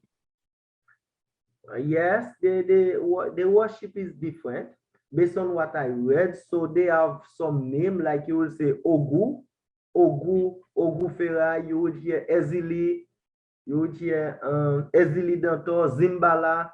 So those names are names that given to Hodu priests. And those Hodu priests, when they're doing their ceremonies, they have some kind of worship they do. I cannot tell you how it manifested. So I don't have the practical. I read based on what I read from books. That is fine, and that's quite okay. This is good. We're doing Caribbean theology. And Caribbean theology, we're not studying Christianity. We're studying we're trying to develop an understanding and an appreciation of all faiths and of all theologies, or an understanding of all. We are studying Caribbean theology, so it means that we're studying every faith experience. We're trying to understand that has come to so we're looking at what has come to influence Caribbean practice and how we practice, understand, what informs our theology, and how our theology speaks to what's going on in society. That is important. What informs it? And of course, I'm going to say to you, it is important to understand what informs something and how it has been informed. Because, and then again, I say to you, this voodoo practice, I believe that, okay, I'm studying the foundations of knowledge. I'm doing a doctorate at Georgetown, and I do a course called DLS Foundation. There's some DLS Foundation courses, Doctor of Liberal Studies Foundation 1, Foundation 2, Foundation 3, Foundation. And those courses study the development of civilizations, starting from Mesopotamia, okay? And we starting from the oral tradition, reading books like the Iliad. In this course, I will spend some time to talk about that with you guys. We're going to be looking at a few of some of the concepts, because I want us to understand when we study theologies, where do we begin? I say to you, with Caribbean theology, I will begin from where I will begin from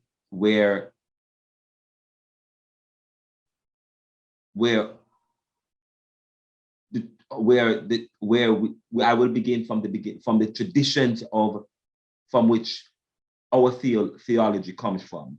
The development of, okay, we have, as I said to you again, keep saying we are part of the Americas, the New World, which is part of the Western civilization. The Caribbean, we would say, is an invention.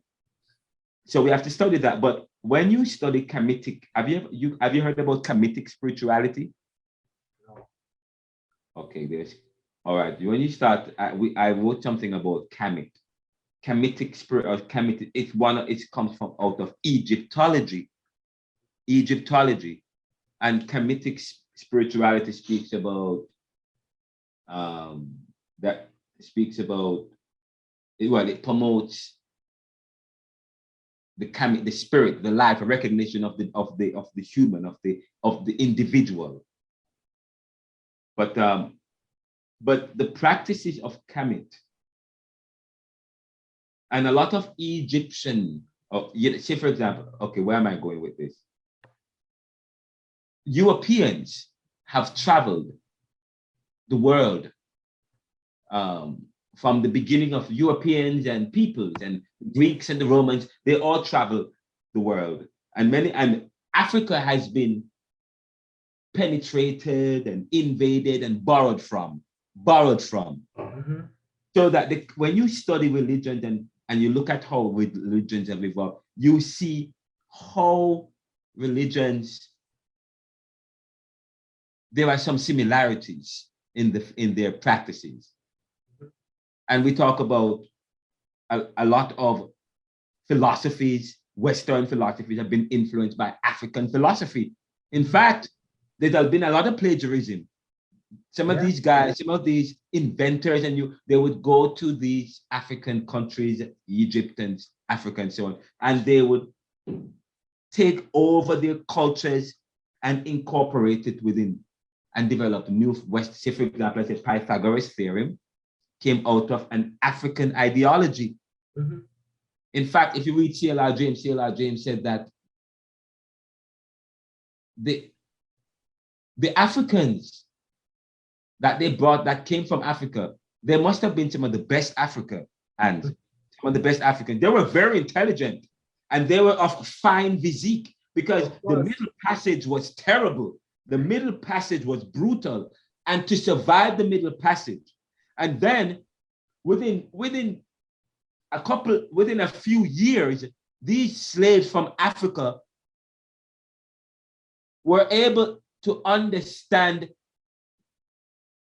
Western techniques of production. Mm-hmm. They were working the sugar plantation, and they quickly learned the techniques of production and Western culture. Quickly learned it, okay, and started, so that by 1804, you tell me they got independence by 1804? Yeah. And start running a country? So C.L.R. James pointed to that, saying that so many of these people many of them were part of the tribal war, the triangular trade, when it existed, the triangular trade that existed that started in the 1600s and the 1700s. When you look at when the gun for drug, the slave for gun trade, where they would go to Africa, they would get the slaves from Africa. Where they get the Africans from, they came, okay, it was part of the exchange, the deal. The other African tribe will go on to other African tribes. Yeah.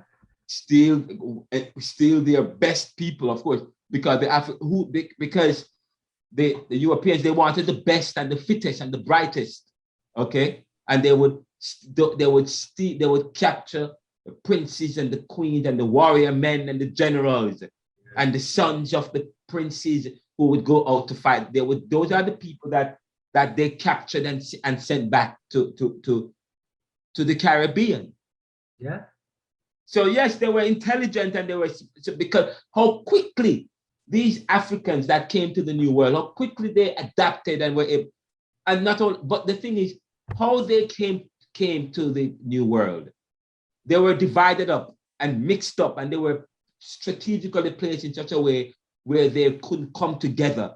So the experience of the slave was one of division, one of disunity. They were organized in such a way where they were divided up, where they couldn't have a sense of their language and their tongue and their culture. The plan was for them to lose a sense of the individual, to lose a sense of their humanity. And so the fact that they were able to come through the Middle Passage, they were divided up in the ways that they were divided, but still kept their culture, but still were able to adapt. Say, for example, I say to you, the way how people see voodoo culture. We talk about, and the fact that the Africans came from Africa to Haiti and still kept their voodoo. How is it that this ancestral practice of voodoo flourished in Haiti, but it didn't flourish in other parts of the Caribbean? What happened in Haiti? Well, maybe because it was because of how quickly the Haitians got their independence. Their independence was in the 1800s. Mm-hmm. You got your independence so quickly, and it wasn't just an independence; it was a revolution that led. You took it. I said, so maybe Haiti is being punished. You know, I mean, I don't know, but anyway, the thing is the fact that you punished, yes, yes. But why? But many people don't accept voodoo or as part of as they see it as dark arts. They see it as suspicious. Yes. Do you believe that's part of colonialism? Why even in Haiti, Haitians Haitians look down on people who practice voodoo. Do you think that is part of colonization, the way how the Haitians have been colonized, to think that's still part of the psyche, to look down, or part of this world of looking down on voodoo and that kind of African, or way how people see anything African not good? Or but the thing is, ancestral worship, or the worshiping and the way in which we think of the dead, people worship. I mean, this ancestor worshiping the dead, that's part of many faiths walk today, but it is seen different. The way in which people view voodoo is different from how they view some other religious. Why is that? Why even in Haiti, Haitians look down on voodoo? For instance, I say I don't know the practices. I have never been to a voodoo priest or a voodoo setting. I don't know how it looks like, but I can, based on social media right now, everything can be seen. So I think the practices, I will come back to the same thing I said, because I think when Dirty Bookman and those guys, they did that ceremony for our independence, I think it meant something different to what it means today. Yeah. Then I think the practices, because we see voodoo in Haiti as something that we use to hurt people, but as good Samaritans, we should not hurt each other. We should not, hurt any other. So, for instance, protect you, you protect me. But Haitians use it for other Haitians, to hurt other Haitians. Now it's like, kind of mystic and evil. That's how we see it. We see it as evil because we use it to endanger other people. Mm. Yeah, many people have. Yeah, some people, like a lot of people see it as evil. That's what. But it's not. Yes, it's not okay. And some people even saying it is because of voodoo. Haiti is where it is today. It's the practices of voodoo that is evil, and that's what is happening to Haiti. It's the cause of that. I've heard that, but I mean, there is bad. I mean, it's everywhere. I mean, there are many regions that people are doing correlation of value. That's a premature conclusion. But it doesn't matter. Haiti is a country like any other country. Let me ask a question. Let me ask a question, because that's quite important. You talk about the issue of voodoo, but I say to people, voodoo comes from Africa. Yes. We have, if you read what Frantz Fanon says, the Negro is not any more than the white man. Mm-hmm.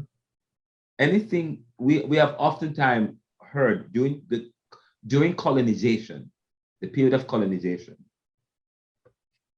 anything that the African was always looked down upon. The African was always seen as not having religion. The African was always seen as being devilish. The African was always, so anything that comes from Africa. So, and if And if the black man that brings his religion and bring his culture and bring his language, you see, say for example, so voodoo, so but even the way we see religion, the understanding of religion, so African religion and African practices and philosophies or any religious ideology or any understanding of God that comes from Africa comes, there is always this also into the new world. There's always this idea that is devilish, nothing black, no good. Yep, that is true. And recently I did the critical study of the book of Acts. And yes, Egypt is the center of every biblical civilization, or if you want to put it this way. The eunuch, the Ethiopian eunuch, after we see him in Acts early, we don't see him. So basically, we don't know. The Bible took us to take us to Europe, and Paul missionary journeys to the Europe, to the world empire on their home, but they have not said anything about Africa. But all the guys we have, they are from Africa. What about the gospel spread in Africa? Why the book of Acts just tell us about Europe? Everything, the whole Roman Empire. Let me call about the Roman Empire. But what about Africa? So, you know, I ask question about that. Is the same thing you're saying here? Africa cannot produce anything good. So why the Bible doesn't, you know, give us the development the same way we have it for the European come to us now? Because it's from slavery we inherit Christianity. So even though we say slavery was not good, but it has brought us Christianity. So okay, but sorry, I'm going to stop. Just remember, please remember earlier I said to you, you talk about the Bible doesn't mention, and the book of Acts, that's quite powerful. Make a note of that. Where is Africa? Or the Bible is a book, when you think about religion and when you think about cultures, you cannot distinguish the Bible outside of any greater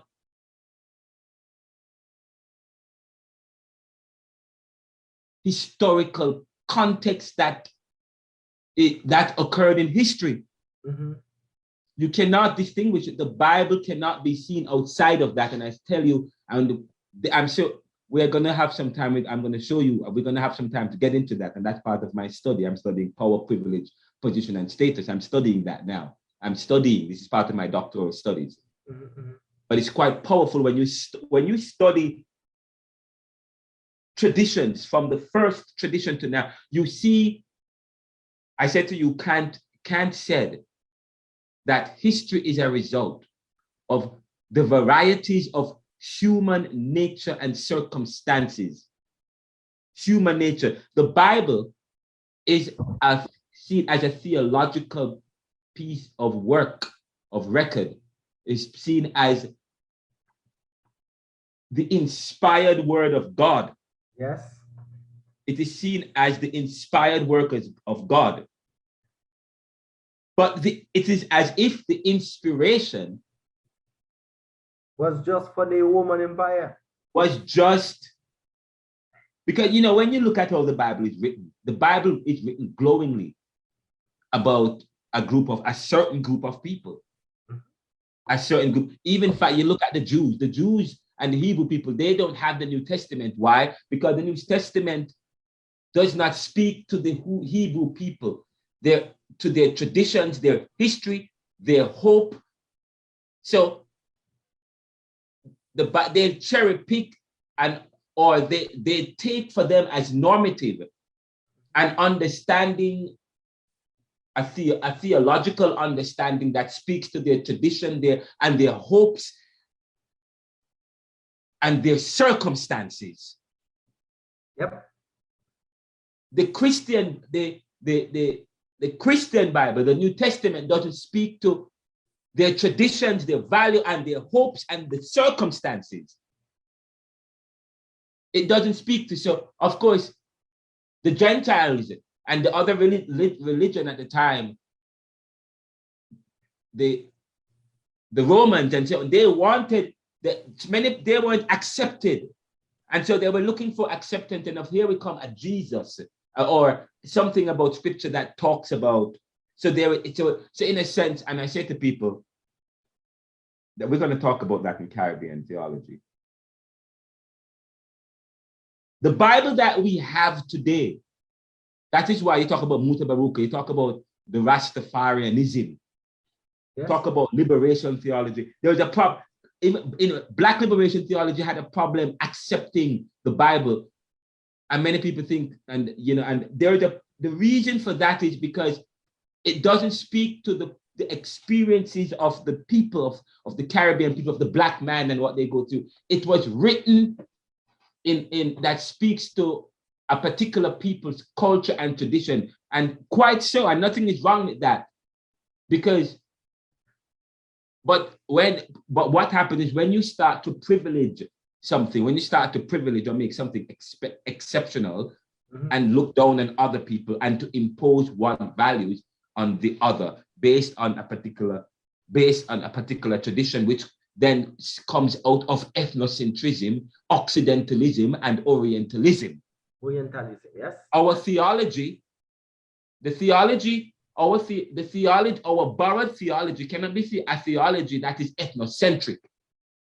One based on subjectivism that deposes another understanding and experiences of the divine. Because I believe that God is than that which nothing greater can be conceived of. Basically, that's what is done to us. They bought us the Bible and they give us that kind of impression of God. And that kind of supremacy, there is absolute submission, but basically most of the things we see in the Bible, I'm studying the New Testament, and look, it's most about, you have to look at the geographical context. You see a lot of culture, the culture, the geographical context, the setting, the time, the places where Jesus was and for event. And when you look at it, this culture has a lot to see, the way the people live then and now. So basically, Jesus is the same one, who said to the disciples, what do you have to give the people to eat? Let them sit on the green grass. You understand? So basically, the way the Bible was brought to us give us that kind of pre-understanding of the Bible that should not be. So that's why now having a Caribbean theology that we develop for ourselves is very important. Yes. I agree with you. It's very important, because that idea of God is, that submission, absolute submission. Otherwise, no, that's not it. Jesus said, looking at the Good Samaritans. For instance, the Samaritans, he was seen as a Samaritan. Anything that bad happened should be him. He's not a Jew. He's a thief. He should be somebody, because the Good Samaritan now, when he walk, if you look at the text, possibly he walk with all his tool, because he knows they might beat him on the way. They might steal something and say he's the one who did it. So basically, you see some kind of interaction, and Jesus is saying to you, listen, no, that Samaritan that you say is a Haitian. For instance, when I went in the embassy and that white guy look at me and say, Haitian, what are you doing in Jamaica? Basically, you are labeled. And for me, I feel like I'm a Samaritan. For instance, anything happen, if they come 10% here, the Haitian is the one they're going to choose, because they know you are prone to anything. You can do anything. So when I see a kind of, downgrade, that kind of, belittle, I see that kind of, that's not what the Bible says. The Bible says we are equal in the sight of God, and God is for the rich and for the poor, and as brothers, then that's all. So basically, this is the idea that we should bring in the Caribbean. For instance, you tell the young Jamaican, listen, no, why you beat your brother? Why you kill him?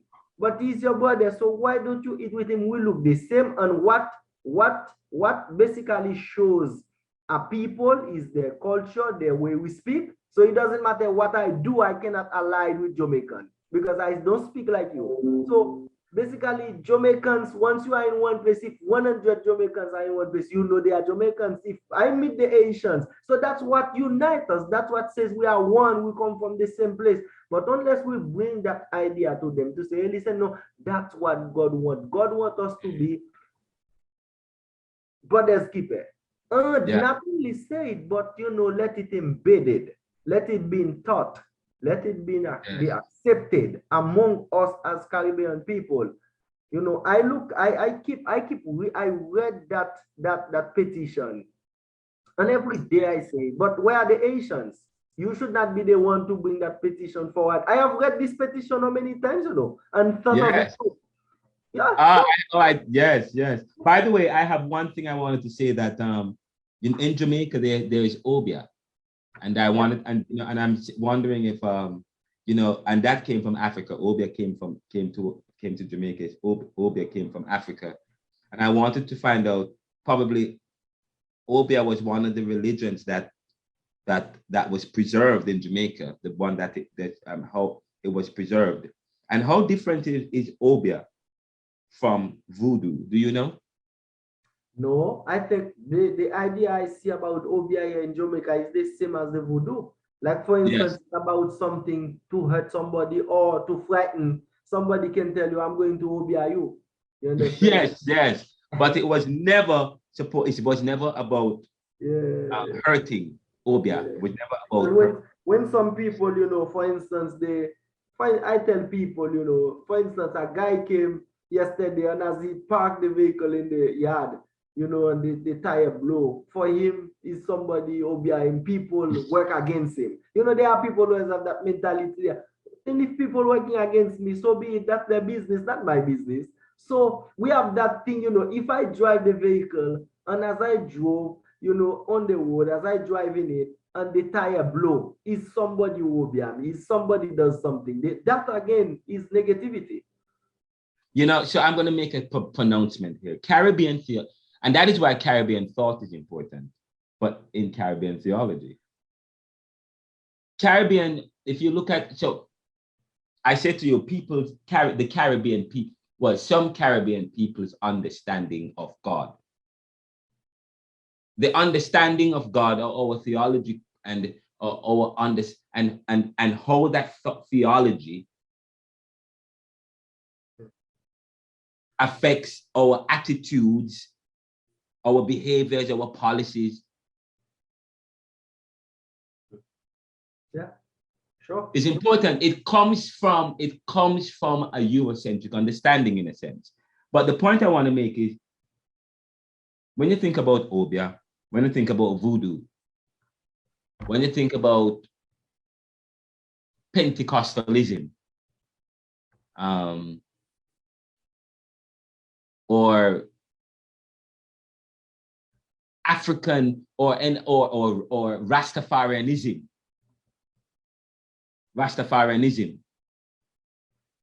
or African religious movements, and those religions that originates from out of the Black experience, or the West Indian experience, or is heavily influenced by African experience and African ideologies and practices. You find that is looked down upon in terms of so when you talk Africa, those movements are seen as fringe. It's part of the periphery in terms of theological thinking and experience. And it's not seen as normative. It's, in a sense, it's kind of tabooed. It's tabooed.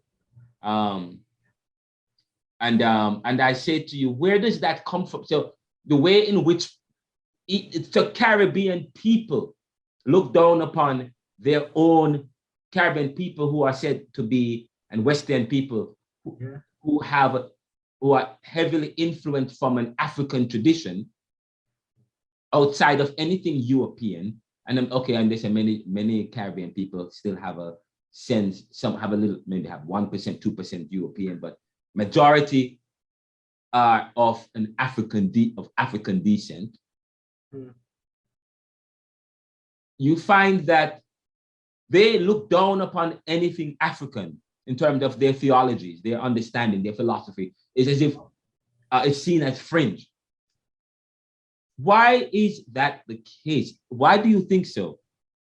And we are thinking, and okay, enough. Why do you think so? Why is it that in Caribbean, many Caribbean people look down on their philosophies and ideologies and theologies that is influenced by African or influenced by themselves, anything that is original to African, to their experiences, they themselves look down upon. The world doesn't accept it, and they themselves don't accept it. Why? Yes, because we are still enslaved. Bob Marley put it the right way: you emancipate yourself from mental slavery. So, we are still enslaved. We are still enslaved somehow. Why should a Caribbean person, should buy cream and bleach out to become white? It's some kind of acceptance. To want to ally with the white and say, okay, the way we are not good.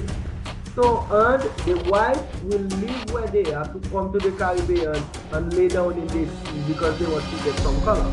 So basically, we see ourselves as not good. So it's mental slave. We are mentally enslaved, and that's what I'm saying to you. For Haiti to rise from where Haiti is right now, Haitians have to come together and say, listen, Haiti is not good. They will kill some, but they cannot kill all. We have to rise and get together to rebuild the country. If we sit down and wait for our partners, for the international to come to Jamaica right now to have what you call a consensus, is waste of time, waste of money. I am glad they come to Jamaica, though they're not hearing some gunshots all over West for a few days. So that was good for them. But that will not bring any result. Trust me. Well, I'm going to tell you. So, you talk about the problem of this unity. This unity, in other words, colonization and the Europeans achieved that. When you see what's going on in Haiti and the disunity that they're having, the colonizers have achieved their goal. Sure. Okay. Sure. They have achieved their goal. This unity is a strategy. You want, first of all, when you think about the human race and you think about the world, the world is also within is within a competitive. We live in a competitive world. Sure. We live in a competitive world. So, of course, why should Haiti succeed? Who would another country? And probably other Caribbean countries, or maybe I believe that there are fears about Cuba. There are fears about Haiti. Haiti also got independence. They fought for their freedom and their independence. These are not okay, then there's an embargo, and they are struggling. Yeah. You find those countries that fight for their independence and freedom and so on, they are struggling, and the colonizers made it so. Haiti, so that they made it. No, you talk about what does even within this theology. Okay, it is the theology.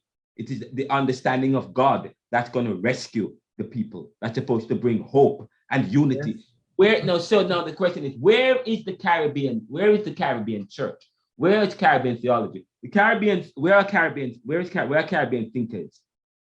Where are they in terms of helping to deal with the issue of what's going on in the injustices of the problem of this unity, and also the problem of democracy in Haiti? That is where liberation theologians, that is where Black activists, that is where Caribbean theologians should help to bring. It should speak to the hope of Caribbean people and the Haitians. I say to you that, of course, but that's not going to happen, because already in our theology, we look down on our own theology. We look down and we won't accept our own theology So therefore, built into the system and built into our psyche, it is this inability to come together. That is part of the strategy. Okay, it was never the strategy for the Africans to outduel their former masters. You see what's going on in Haiti and Russia today? In Russia and Ukraine today. Ukraine is not supposed to surpass Russia. Poland is not to surpass Russia. Kazakhstan and the other former USSR countries or Soviet, they are not supposed to surpass Mother Russia. No. Okay. Yes, the other countries got the independence and the collapse of the wall, but the thing is, Russia was still in the eye. That was just a symbolic significance that doesn't signify anything. Because when it was USSR, so Russia was in control. Yeah, right, and that's what's going on. Russia. So when Russia got independent, when all those countries broke up, Russia was still supposed to be the dominant. What's going on today in the 21st century? Yeah. Russia is one of the poorest countries in the world, one of the poorest developed countries in the world. Russia. Okay. Russia is one of the poorest developed countries in the world. They are still developed, post-industrial, but they're one of the poorest. Yeah. Compared to the other countries in the region. If you look at the gross domestic product of the other countries in the region in Eastern Europe, or the former USSR countries, Russia is ranked second. The only country is what? Ukraine. They only ranked higher than Ukraine and one other country, but all the others are surpassed. Now, okay. But they are afraid of taking on. So what Russia did? Russia decided to take on a weaker country first. Let's take on Ukraine first.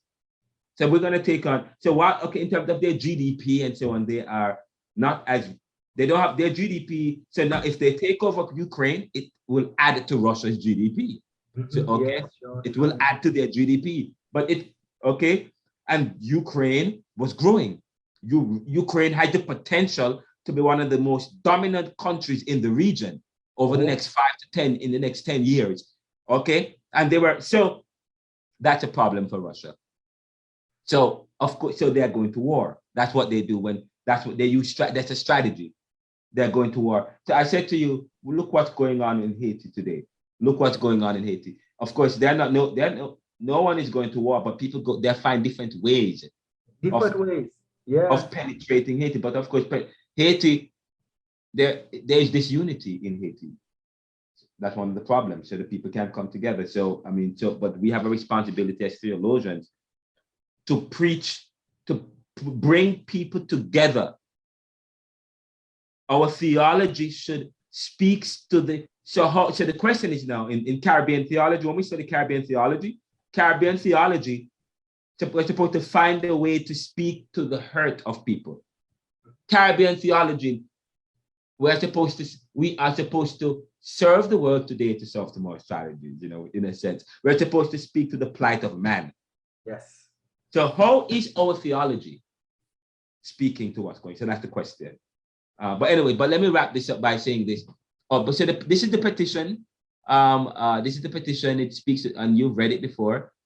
It speaks to, and it talks about some of the problems, leadership of the party, Haitian Tech Kill Party and its allies. Haiti's democracy has been systematically dismantled. Shockingly, not a single elected office as mandated by the Constitution has been filled.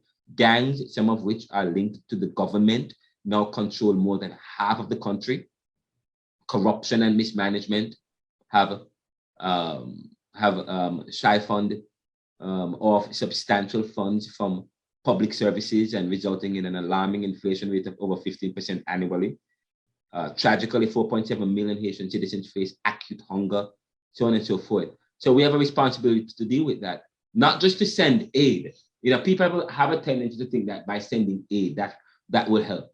By sending aid, you want to turn a society into a dependent capitalist welfare society constantly, so that you are not competitive enough.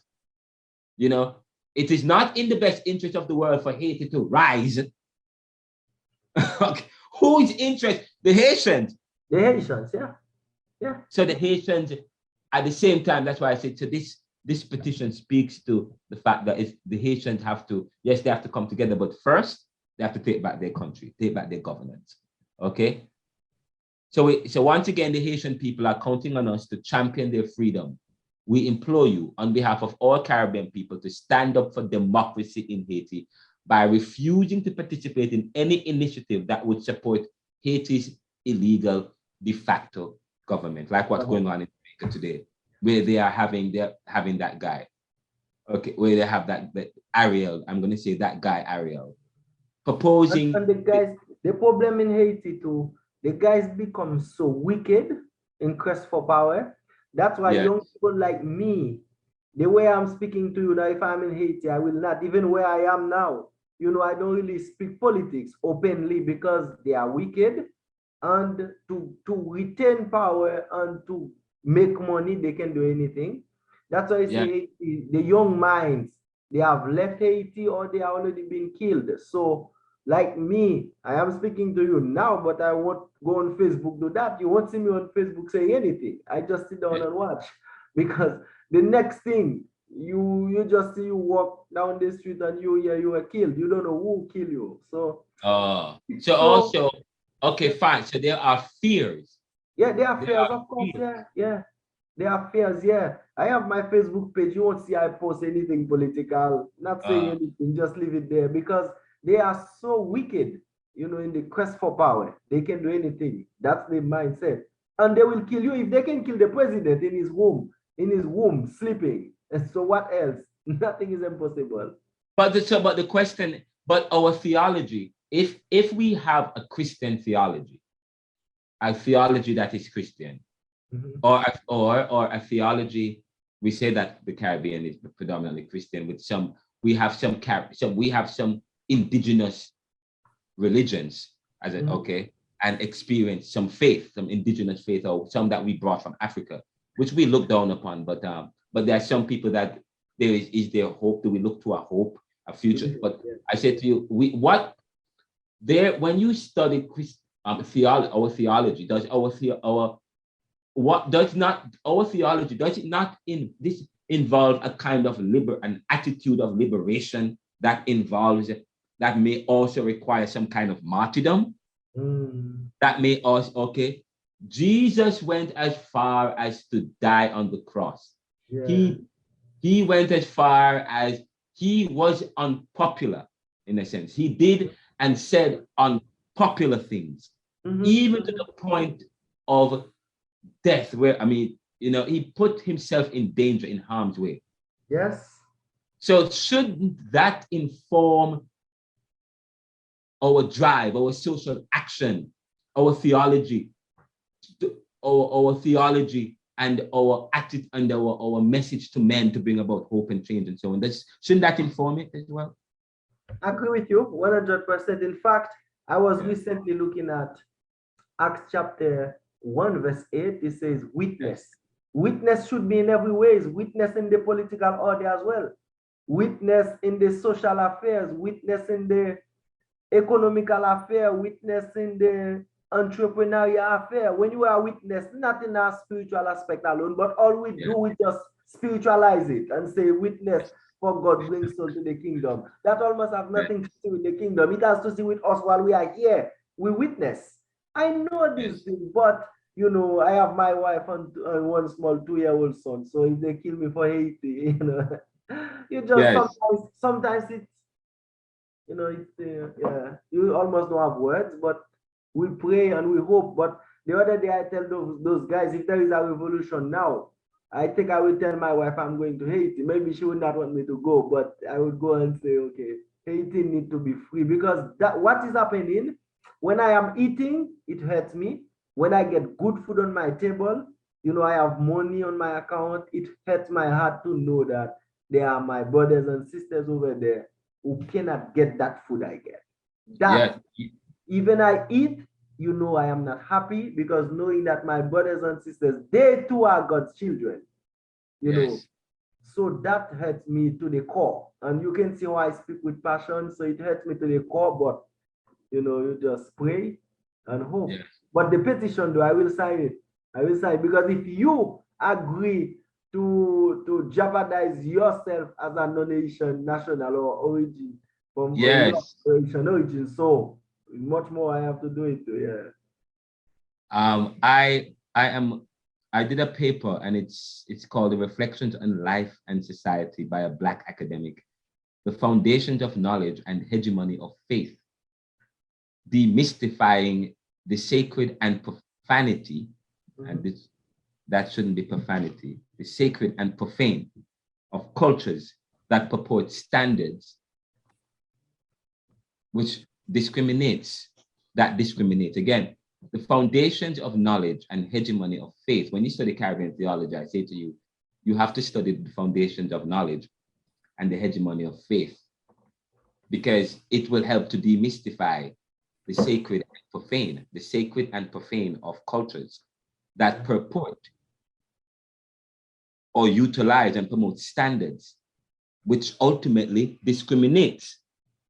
This is powerful. Again, we study foundations of knowledge and the hegemony of faith. And when we do that, it helps us to do what? To demystify the sacred and profane of cultures. So the abstract is, do the poems of Homer. So one of the things we do when we study this, the foundations of knowledge and hegemony of faith, in order to get to where we are going, the question is, do the poems of Homer and Hesiod's theogony and the biblical stories provide a basis to begin to understand the problem and consequences of the human dynamics in the development of human society? Again, do the poems of, when we talk about looking, because I say to you, the foundations of knowledge and the hegemony of faith, when we start to look at that, it helps us to demystify. So then, one of the places we will begin is looking at the poems of Homer and Hesiod's theogony, and of course, the biblical stories.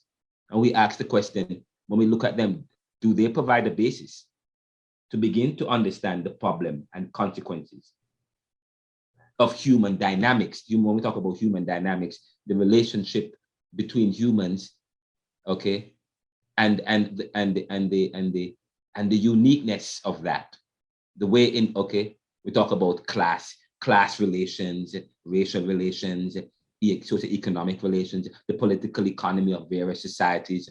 Okay, that's what we're talking about, and faith and so on. The dynamics in the development of human society. We think about the dynamics. Why is certain societies how they are? In terms of how does that society relate?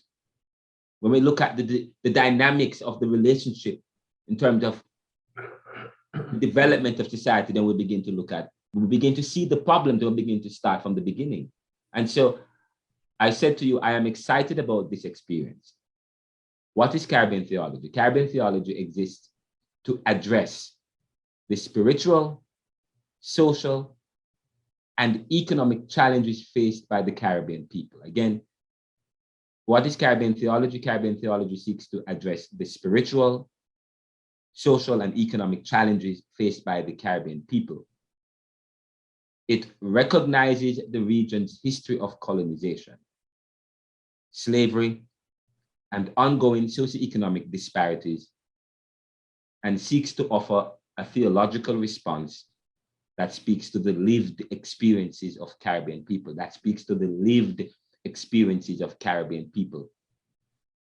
Now, some of the key themes and perspectives within Caribbean theology include contextualization. The first thing is contextualization. When we talk about contextualization, what we're talking about, Caribbean theology emphasizes the importance of engaging with the specific cultural, historical, and social realities of the Caribbean context. It seeks to bridge the gap between theology and the everyday experiences of Caribbean people. That includes Haitians. What is the everyday experiences of Caribbean people? And how does our theology speaks to that? It helps to bridge that gap, the gap that we just spent talking about at length. And secondly, Caribbean theology includes not just the contextualization, but also liberation theology. And when we talk about, and I mentioned that earlier, when we talk about liberation theology, what are we talking about? Liberation theology, talk about it's influenced by the broader liberation theology movement. Caribbean theology places a particular emphasis, though, on the liberation and empowerment of the marginalized and oppressed. That's what, okay? Caribbean theology, it places a particular emphasis on the liberation and empowerment of the marginalized and oppressed. It highlights the need for social justice, equality, and the dismantling of oppressive structures in Caribbean society. You hear that? I'm going to say it highlights the need for social justice, equality, and the dismantling of oppressive structures in Caribbean society. So we talk about the PHTK and Ariel. We talk about international penetration. The word penetration is important. I talk about that in Caribbean thought. The word penetration is important because your ability to penetrate characterizes your power level and your power dynamic. Okay, all right, if you look at the abuse and rapists and so on, it's always an issue of power. Penetrating is important. Who is penetrating and who is not penetrating? That's why the issue of they talk about the issue of sexuality becomes important because the issue of penetration is an issue. It affects how people view the man. The man was always viewed as dominant. We talk about in Caribbean cultures, the man is masculine, the man is dominant. So now that he's being penetrated through this, it changes the idea of the sexual dynamic position of man to know where he is supposed to be impenetrable, but now he's been penetrated. And that's a problem when you understand the tradition within which the Bible was written. The Bible was written within a masculine dominant culture that has no room that sexualizes the man where he is being penetrated. Okay, so therefore it then affects the power dynamic at play. So the man now becomes weak. When the man, when we think about the man, even the man, in fact, the way we think of God within Christian theology, and within most theology in the world today, in almost all theology, the world was developed within a masculine. When you think about the foundations of society, the foundations of the world, it started, there was this masculine. When you read Homer and Hesiod, and there is this masculinity. So therefore now to see the man as being penetrated is a problem. So we talk about liberation theology now moves away from that, because in order to arrive at social justice, then we have to move away from the way in which we look at the scripture, the way in which we look at the dynamics of all things. In other words, we now have to talk about it being in inclusive language. When we talk about social justice, how we talk about liberation theology, we talk about Caribbean theology, bridging the gap between the social and the history. That's the problem, that's the challenge we face in Caribbean, in developing a Caribbean theology, which is where our theology is informed by the Judeo-Christian theology, which is informed by a kind of European theology that puts down the experience of African, the experience of the West Indies. Okay, so therefore, how does it speak? So there is always that challenge, the way how we understand and the way how we view the society in this masculine trope. We talk about the Caribbean being a masculine society. Okay, but now we talk about the former colonial masters. There is now this. If you look at in Europe today, you look at in America today, and the Me Too movement and what is happening on television and what is going on in the world, there is this drive to see the woman as not as being a weaker vessel. Now you look at TV, the women are the main characters. The women are the main. That's part of liberation. That's part of the change. Where now you're changing the dynamics. You're changing the dynamics of the society, and the way you do that is through socialization. And so now you're looking at a lot of film and a lot of the conversations that people have. You're trying to be inclusive. We talk about Pan-Africanism. Pan-Africanism and liberation theology is part of that Pan-African movement. You're trying to incorporate you're also trying to change the language. Okay, you're trying to change things. You're trying, okay, say for example, people talk about Creole. People look down on Creole. You have to speak standard English. You have to speak standard French. Your inability to speak standard English and your inability to speak standard French means then you are less than. Even within the Caribbean, how we view people, how we speak and how we think and how we accept. The acceptance of the normative. What is normative? What is accepted is what is standard. And what is the standard is not what is Caribbean. That okay, it's not what comes from the Caribbean man. What comes from him is even himself, he looks down on his language. He looks down on his experiences. Okay. And that is why people like Louise Bennett, she deliberately, she promoted African language and the dialect. We look at V.S. Naipaul and Homi Baba, and they promoted African experiences as part. They put it in front and center because that was the violence of their liberation theology.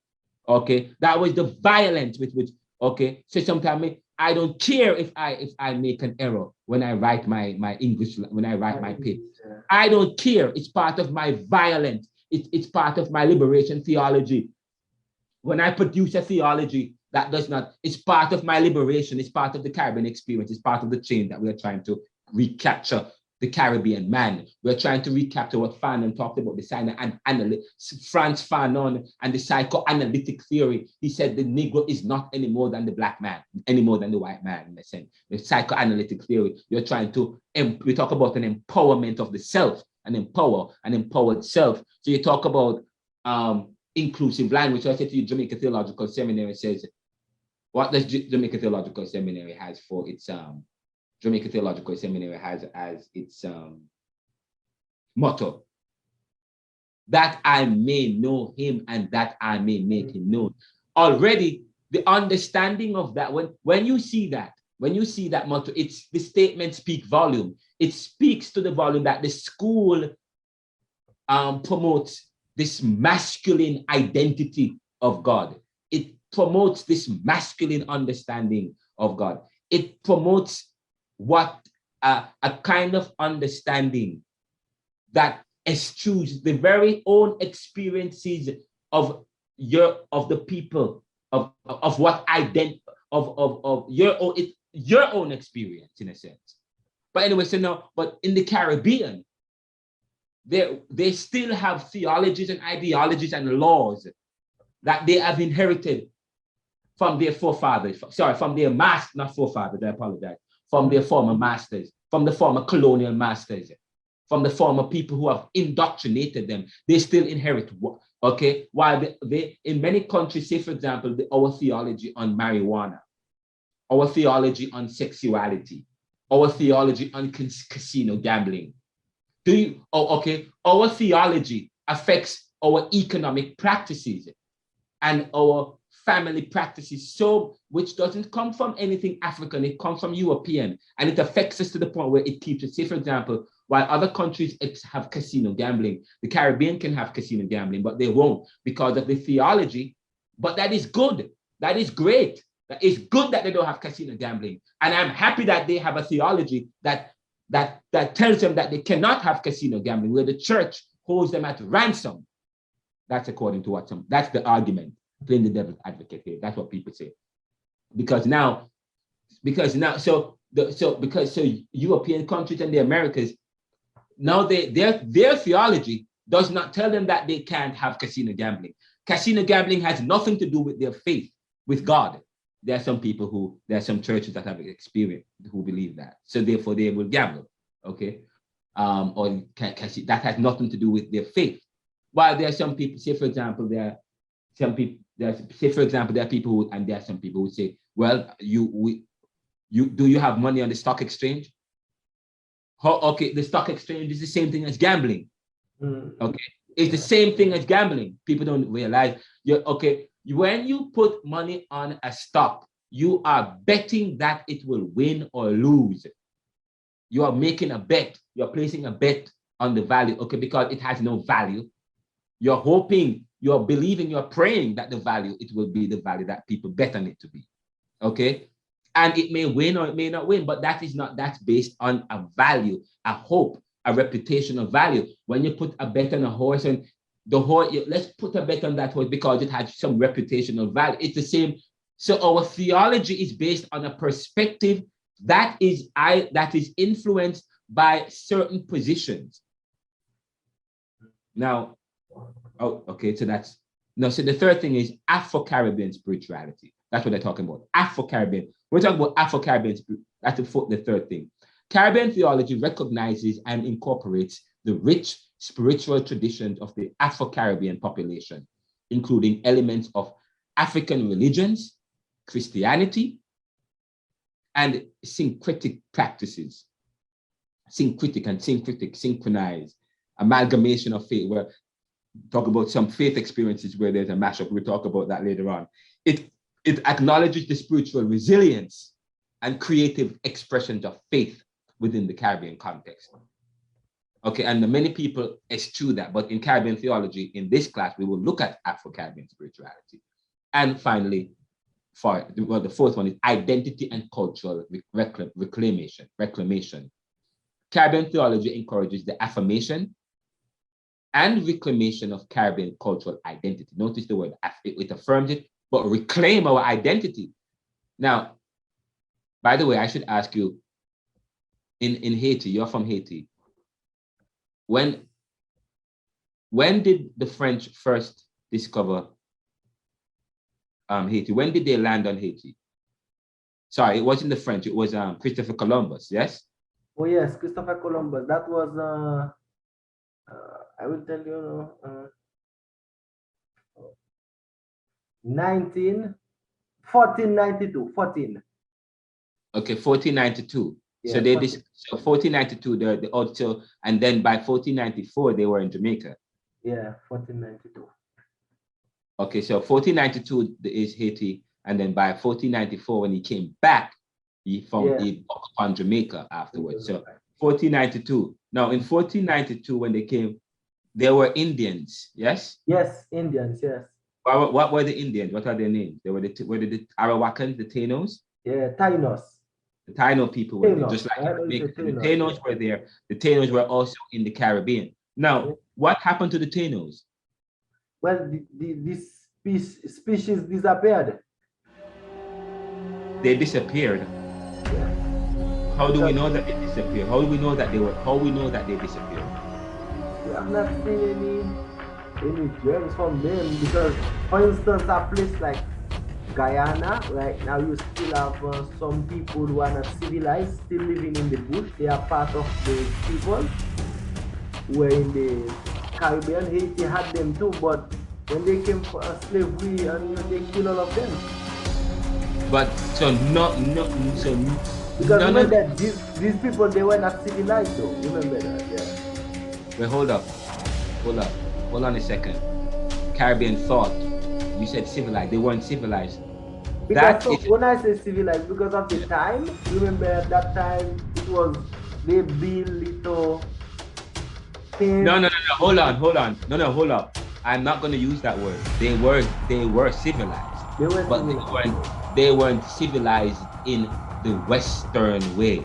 When people make a determination about civilization, whether or not somebody was civilized, it is an ethnocentric term to say that somebody was primitive, or to say when they say that somebody is primitive, or when one people from one culture or historical perspective say about another, is because there's a limited understanding of the way how we were taught. Don't worry, I used to think the same thing. Don't worry about that.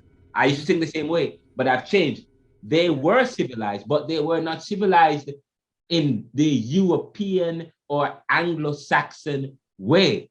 They were not civilized in the way that the other cultures and peoples were civilized. They were civilized and sophisticated in their own way. But so to say that they weren't civilized is to be ethnocentric, is making a valid judgment about agree.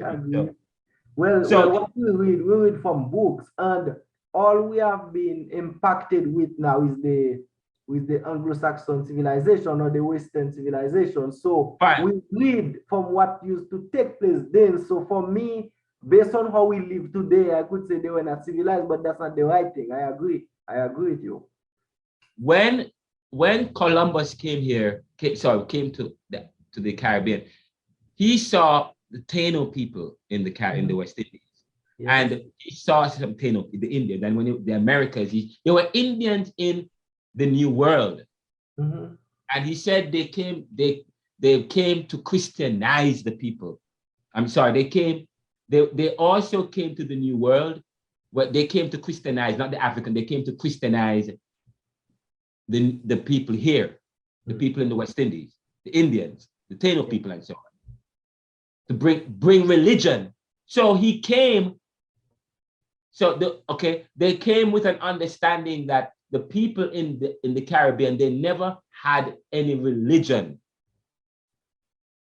They had no religion. The same thing that they said. So when you talk about conquest, the issue of conquest and all of that, it was said that they were evangelizing the world and so on, but it was more about gold and money. But they said that they were going to Christianize. In other words, so there was this issue of privilege. We're going to come to Christianize the world. So in other words, they never had any religion. And of course, we talk about missions.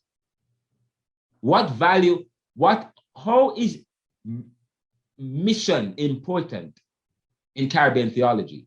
But when we study Caribbean theology, we're not making any valid judgment about any religion or any theological perspective. There is no perspective in Caribbean theology that takes preeminence over any other.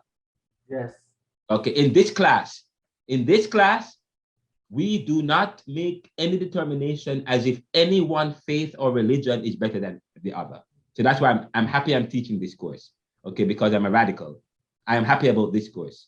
As much as I subscribe to the Judeo-Christian faith, I pray to Jesus, yes, and I read the scripture and Bible and I practice it. That is my faith. I choose that faith. I choose that particular faith experience. And I use that as a lens to develop, to commune with God, to commune with the divine. Faith, my theology of God is, okay, it was helped to build, but that doesn't mean that I do not find normative any other faith, okay? So that's important. But the point I'm making is, you find that they came to the Caribbean with saying that to bring Christianity, but they kill out a whole set of people. Yes. Christopher Columbus, no, I do not believe that does not make any logical reason. You cannot come in the name of God and in the name of Christ and kill off a whole set of people. That's the problem here. That's the problem here, in the name of Christ. And Christ said we should not kill anyone in his name. He died for everyone. Okay, fine. And when how did slavery start? Who brought the slaves to Haiti and the Caribbean? Well, the same in the Caribbean, so you say the colonial masters, those who came, Christopher Columbus came, survey the place, and he go back to the Queen. What was the name again? When did the French defeat the Spanish? In the 1650s, yes? I think so. I don't really remember the exact. In the 1650s. So then when did the French come to Spain? I mean, sorry, to Haiti, to defeat Haiti? It was in the 1650s. So Spain, and then and they have the sugar plantation in Haiti, yes? Yes, sure. So it wasn't until, because the triangular trade didn't start until the 1600s, 16 to the 1700s. Okay. That's when the slaves came to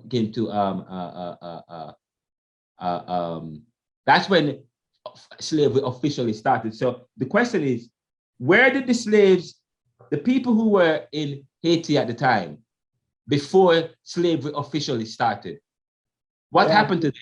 So I'm saying to you, Christopher Columbus could not have killed off all of the slaves, because he came in the name of God to say, to Christianize. They didn't find gold, but they still lived amongst the people that were there.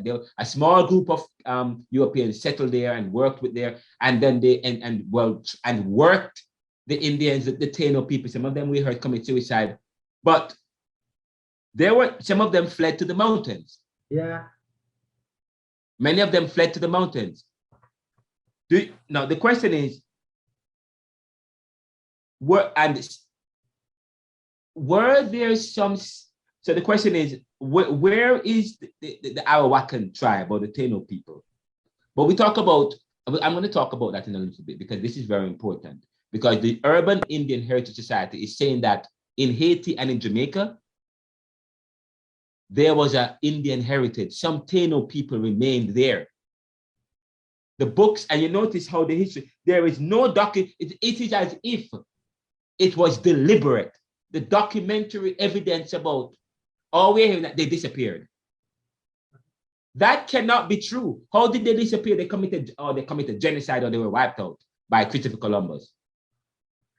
But there is no evidence that said where Christopher Columbus admit to wiping out the slaves. I mean, sorry, the Tainos.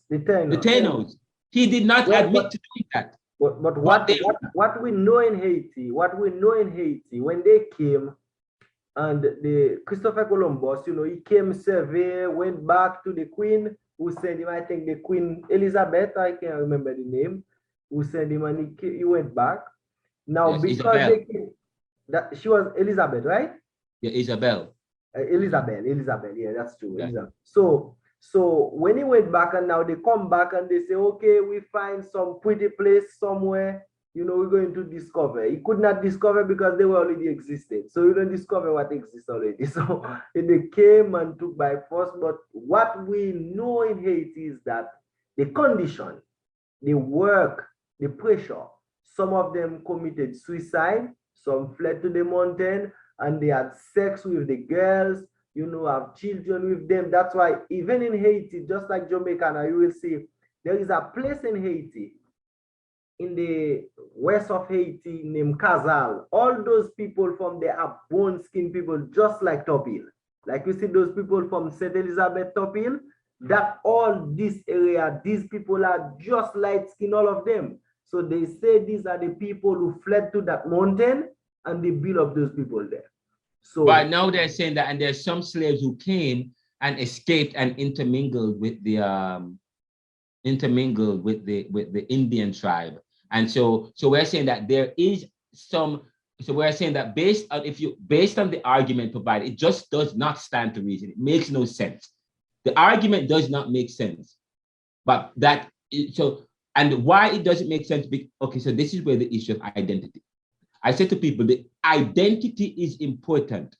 Heritage and cultural heritage is important, because when you preserve your culture and your heritage, it's important because you can make claim against theft. Claims against theft. Yes? In 1948 or 1947, 48, one of those times, 47 or 40, Israel became a nation again. Mm-hmm. Why were they able to become a nation again? They became a nation again because they kept and preserved their cultural heritage and their identity. And okay, so it was not important for the Haitians and to have any kind of identity and cultural heritage that they could remember. And so the books and how the books are written is deliberately written to hide any connections and resemblance, any cultural to the natives, the native Taino people, because If that is so, then that means the Caribbean people can place a claim. Haitians and Jamaicans and urban people now can start looking into the evidence to see if they have any connections with the native people from the original people who lived in the Caribbean. Because if that is so, it means then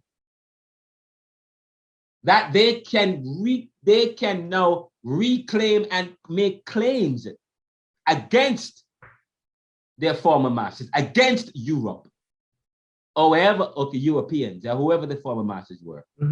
Saying that way, this was my land in the first place, or my ancestors owned this land. This was part of my heritage.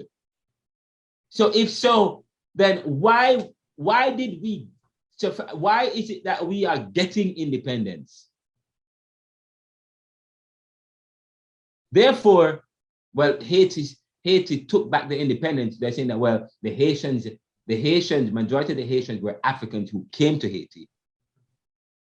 Haitians came to Haiti, okay? They were brought there by the European, and then they fought and got their independence, but they weren't originally from that land, okay? No, they were not. They were not. The French, the independence. They were not originally from the land.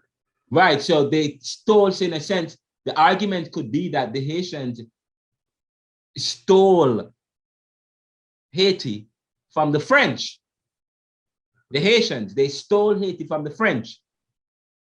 And they become Haitians. So basically, they were Africans that went there and stole Haiti from the French. From the French.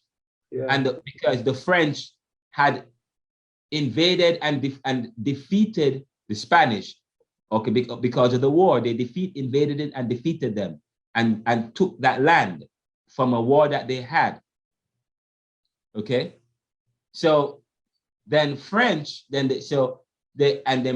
brought the slaves there. That's according, they brought the slaves there to work the land. And after that happened, by 1804, the slaves overpowered the Europeans and so on, and took control of the land. So the Africans, there is no evidence that Africa was successful at beating anyone at any war.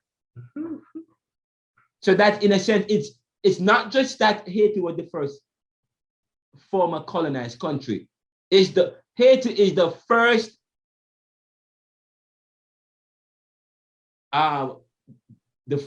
group of Black peoples.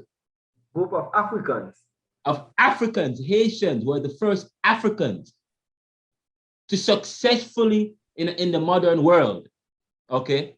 In the modern world, in this dispensation, since in the period of mercantilism and conquest and so on, and the triangle, the first set up to beat Europeans. I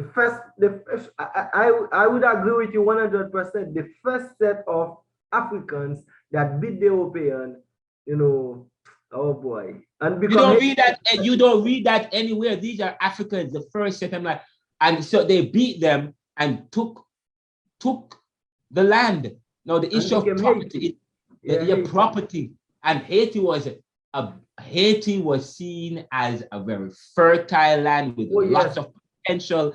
And these Africans who were enslaved, actually they were slaves, but who these French people, these Europeans brought to the land eventually, and they weren't supposed to be able to take it. They were when the Africans came there, they were put in different tribes, and they weren't supposed to be united. They weren't supposed to speak a language where they were able to communicate properly with each other.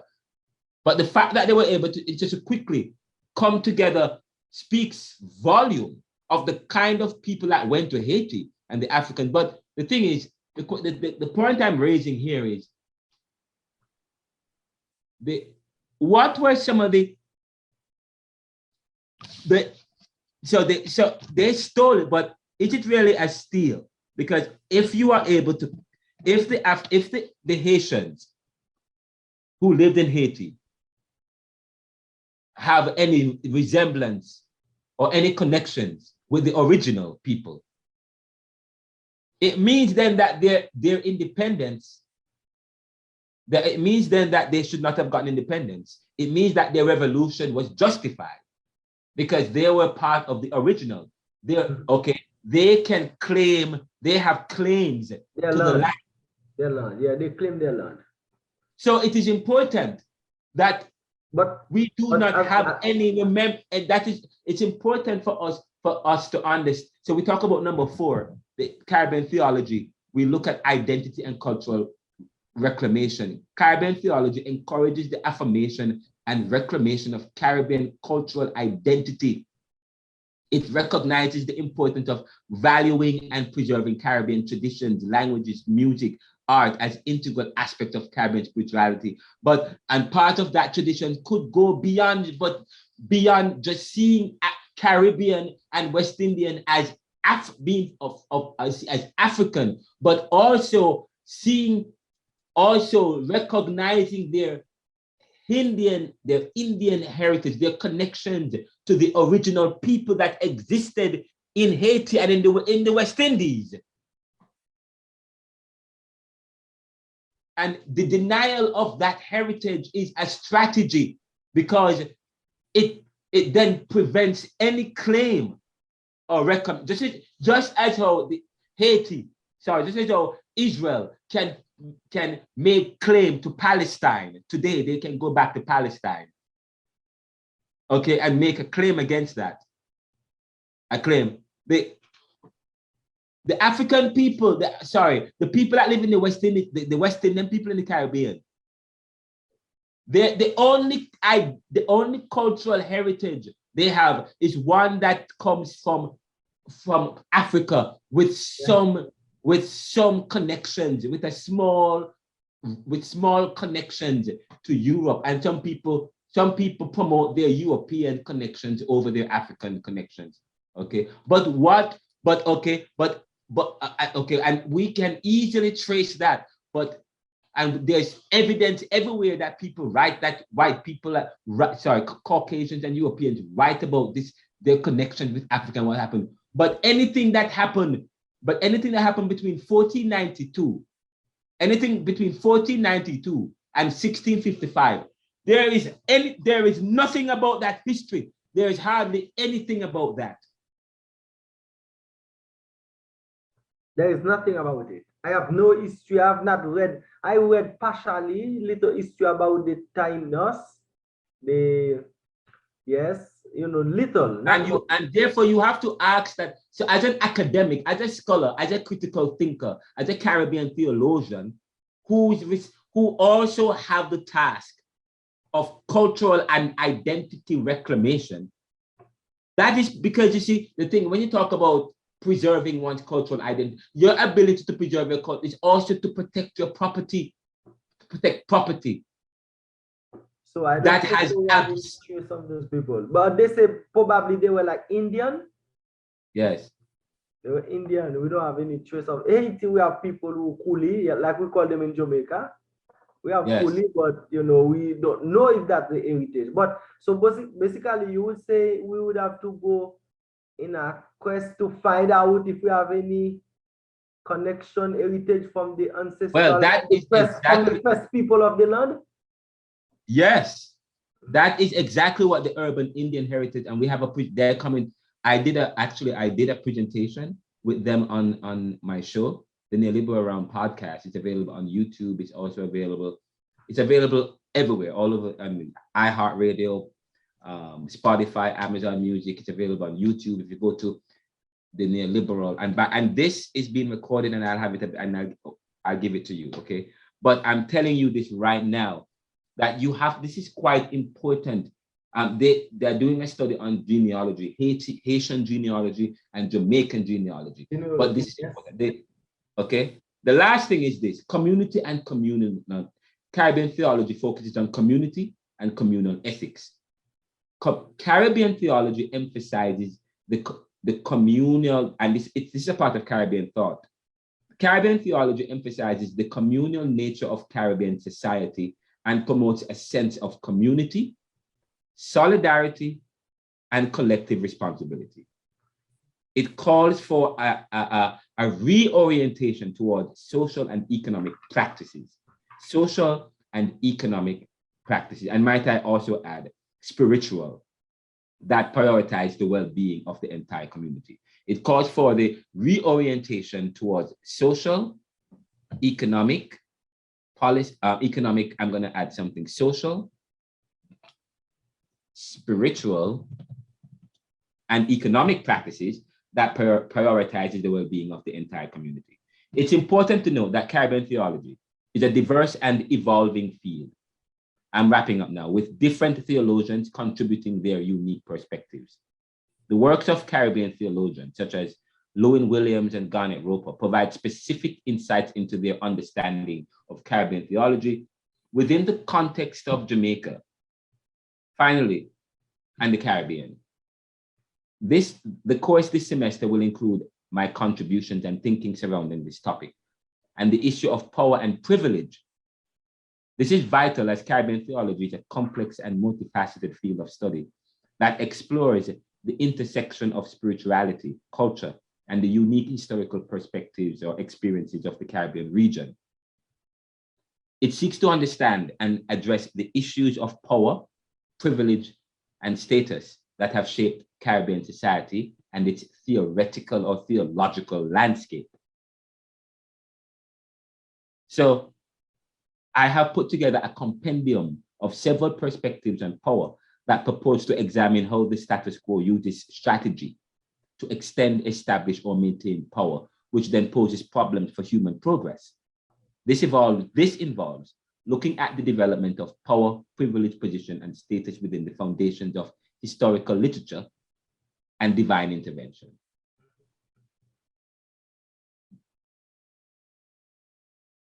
Now, I am going to stop there. I think I say more and more and more and more, but I will stop there as we look at. I am going to stop here, and then we will pick up with this next week. Pick up with this discussion next week. We're not going to have class Thursday. Sorry, yeah, no, we will have class Thursday. When I come back on Thursday, I'm going to continue with the discussion. We will continue. I have put together a discussion that defines the issues here. So I will continue with the concept. What is Caribbean theology? We must begin by defining the place, people, and problem of the Caribbean, and our theology provides hope. Again, what is Caribbean theology? We must begin by defining the place, people, and problems of Caribbean, and our theology provides hope and an ultimate meaning to these.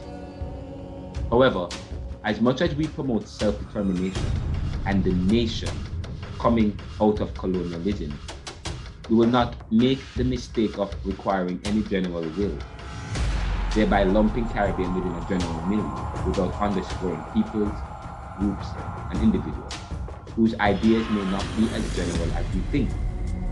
Further, the evolution of our theology understands that this is not free from human interference. I'm going to say this again. The evolution of our theology understands that this is not free from human interference, as Kant has said. History is a result of the varieties of human nature and circumstance, so that our inheritance of a theology on life includes a scrutiny as we are working out our own salvation. But our experience of becoming, what had denied us, still provides that kindred spirit and basis for shared lives in transition. Moreover, I will ask the question, what is the ultimate of all things? The ultimate of all things is that we become one with reality in all of our spirituality. That we become one with reality in all of our spirituality. A man said once, "You label me, you negate me." That's a guy, Kierkegaard, by the way. And I need to add him in the text. I did, oh wow, I didn't put, let me just put that here. It's K-I-E, Kierkegaard, I-E-R-G-A-A-R-D. We will meet Kierkegaard in this class. Kierkegaard is a powerful theologian and philosopher. Our theology must not commit the crimes that our master had committed. I'm going to say that again. Our theology must not commit the crimes that our former masters had committed. Former masters. The crime of killing in the name of Christ. Yes. And not only that, and privileging our perspective, being ethnocentric. Yes. Negating the individual. Yet have we done so? Has colonization so damaged us? Again, a man said once, you label me, you negate me. Kierkegaard. That's what he said. Mm-hmm. Now, our theology must not commit the crimes that our former master had committed. And by that I mean negating the individual and lumping everyone into a general will. Yet, we have done so. Yet, have we done so? Has colonization so damaged us? So probably you could answer that question for the interaction paper. You could come up with a definition for theology. I want you, for you guys, I want you guys to come up with a definition of theology. But please consider the question. What is the ultimate of all things? That we become one with reality in our individuality. A man said, once you label me, you negate me. Our theology must not commit the crimes that our former masters had committed. That is, negating the individual. Yet, have we done so? Has colonization so damaged us? So as you formulate a theology that is Caribbean,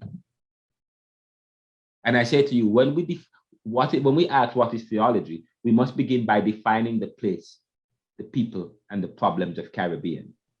And our theology must provide, and our theology provides hope and an ultimate meaning to these. Hope. And notice, our theology provides hope and an ultimate meaning to these. However, as much as we promote self-determination, and the notion of a nation coming out of colonialism, we will not make the same mistake of requiring any general will, thereby lumping Caribbean within a general milieu, without underscoring peoples, groups, and individuals whose ideas may not be as general as we think. Further, the evolution of our theology understands that it is not free from human interference, because as we said earlier, history is a result of human nature and circumstance, here underscoring Immanuel Kant on history, so that our inheritance of a theology, so if that's what Kant says, therefore, it stands to reason that our inheritance of a theology on life must include a scrutiny as we are working out our own salvation. But our experience of becoming what had denied us, our experience of becoming, because our experience of becoming had denied us. We were denied that experience of the individual. So that I write in very poetic terms. My writing is always, but even the book I wrote this book, by the way, for those of us, if you don't note this book, where some of my thoughts and ideas is in this book, okay? And it was viewed as an erudite economic analysis of Jamaica's economic history. So this book, if you can get it, please. It's available. When I come to Jamaica, I bring Kingston Bookshop and Sangsters has created a contract for me to sign, and they want my books out in their bookshelf. So it's going to be there soon. But for now, it's available online all over the world. Anywhere you go, Amazon, Barnes & Noble. I have a bookstore online that you can buy it from. It's on eBay. It's everywhere. So get a copy of it. It's an ebook, and it's in the audio book as well, and it's also in paperback and hardcover. And we have a book 2 coming out as book 2 in the series on neoliberalism. But I'm wrapping up. But I just went off tangent. The point I'm making here is that I said that for the evolution of our theology. So the homework for this week is to come up with a theology based on what I'm reading here. The evolution of our theology understands that it is not free from human interference. Okay? So therefore, because history is a result of the varieties of human nature, so that our inheritance of a theology on life includes a scrutiny as we are working out our own salvation. But our experience of becoming what had denied us still provides that kindred spirit and basis for shared lives in transition. In other words, what I'm saying here, what do I mean? Notice, this is deep. But our experience of becoming what had denied us provides that kindred spirit and basis for shared lives in transition. That is deep. What the hell is the professor talking about? You have to go deep within. Okay, moreover, what is the ultimate of all things? In other words, we can learn from each person's walk experience. Okay, we can learn from everybody's walk experience. And I'm writing a book, Secrets to Unlocking Divine Intervention. And I have written several chapters, which I will share with you in this class. Okay, I will share with you guys one of the presentations in class. I will talk about this whole issue because what I'm doing a research, an anthropological research, looking at various people's faith experience. And I was talking with the questions I'm asking you about voodoo. I was pushing you a little bit, okay, because that's what thinkers do. We're academics. We push the bar to its logical end, okay? And what is the ultimate? No, I said, what is the ultimate of all things? That we become one with reality in all of our individuality. Our theology must not commit the crimes that our former masters committed, which is negating the individual. Yet, have we done so? Has colonization so damaged us? Yes, it has. Because it has damaged so much that we think that nothing that comes from us is good. Our dialect is second class. Our color is second class. Okay? Our religion and our faith that we come up with is second class. Okay? All right? Everything is second. We can only do well. We only do well in tourism, because tourism borders around being servants. Yes, and that is the basis of our value. So that is the characteristic of our necessity. So I want you guys to think about coming up with an understanding with your own definition of Caribbean theology. What is Caribbean theology? How do you define Caribbean theology? Come up with a paragraph. You're like, I came up with this myself. So I did the homework myself. All right, come up with this is like a one pager, half a page actually. Half a page. You can come up with a half a pager or one pager. Come up with what is Caribbean theology? Bearing in mind that it must begin by defining the people, the place, problems, and blah, blah, blah, blah, blah. Okay. All right, so that's it for now, and then we will come back next week, and when we come back, I guess we will go through this class. We're not going to follow the outline to the T. Okay, we're not going to follow the outline to the T at all. We won't do that since it's just a few of us. And sometime throughout the week, if you have any comments and ideas, we can talk on a one-on-one basis. By the way, follow your professor, follow me on Twitter, follow my pages, subscribe, okay, support. And we are building a movement of Caribbean thinkers. I'm trying to do that. I'm trying to develop a movement of Caribbean thinkers and theologians, and that comes from Jamaica Theological Seminary. I want to eventually, my 5-year goal is to come up with an academic journal of Caribbean and theological thoughts from young scholars like yourself, who is going to bring about the change. The change will come from you. I'm 44 tomorrow, just so you know. Tomorrow is my birthday, but the change will come from, I am facilitating that change. We are part of the new crop. But the people who are before us are failing us. They have failed us. Okay? They have failed us. It will come from you. It will come from me, it will come from you. Okay? It will come from me, it will come from you. They are failing us. And I say to you, I challenge you guys to be the change and to make the change. So what's his name didn't finish the class. What's his name again? There are 2 other students in the class. This lecture will be available in video, so I'll make it available. It was quite profound. How do you pronounce your name? Williams. Oh, Williams. Easy. Yeah. Williams, this was powerful. I fully enjoyed the conversation I had with you, the discussion we had today. Oh. It was one of the best lectures I've had in a very long time. This is what lectures should be. It was profound. I appreciate your mind. I appreciate your position. By the way, I don't believe that education is an empty jug where I am pouring into you and you come with nothing. I'm from a liberal school of thought. Liberal school of thought means then I value the individual. I value you as a person, what you come with. Okay, so this is power. I like that. This is quite powerful. Now, you're going to fully appreciate this class, but it's going to be very radical. It will challenge you. It will move you. I think the class is different. Richard wants me to ensure that you meet certain persons. Trust me, already the discussion that I'm having with you, you already got an A for the course if you continue on this vein. This was quite powerful. Oh, you sent me a friend request. That's good. Wait. Yeah. Let me add you right now. Am I sharing my screen? Can you see my screen? I can see you.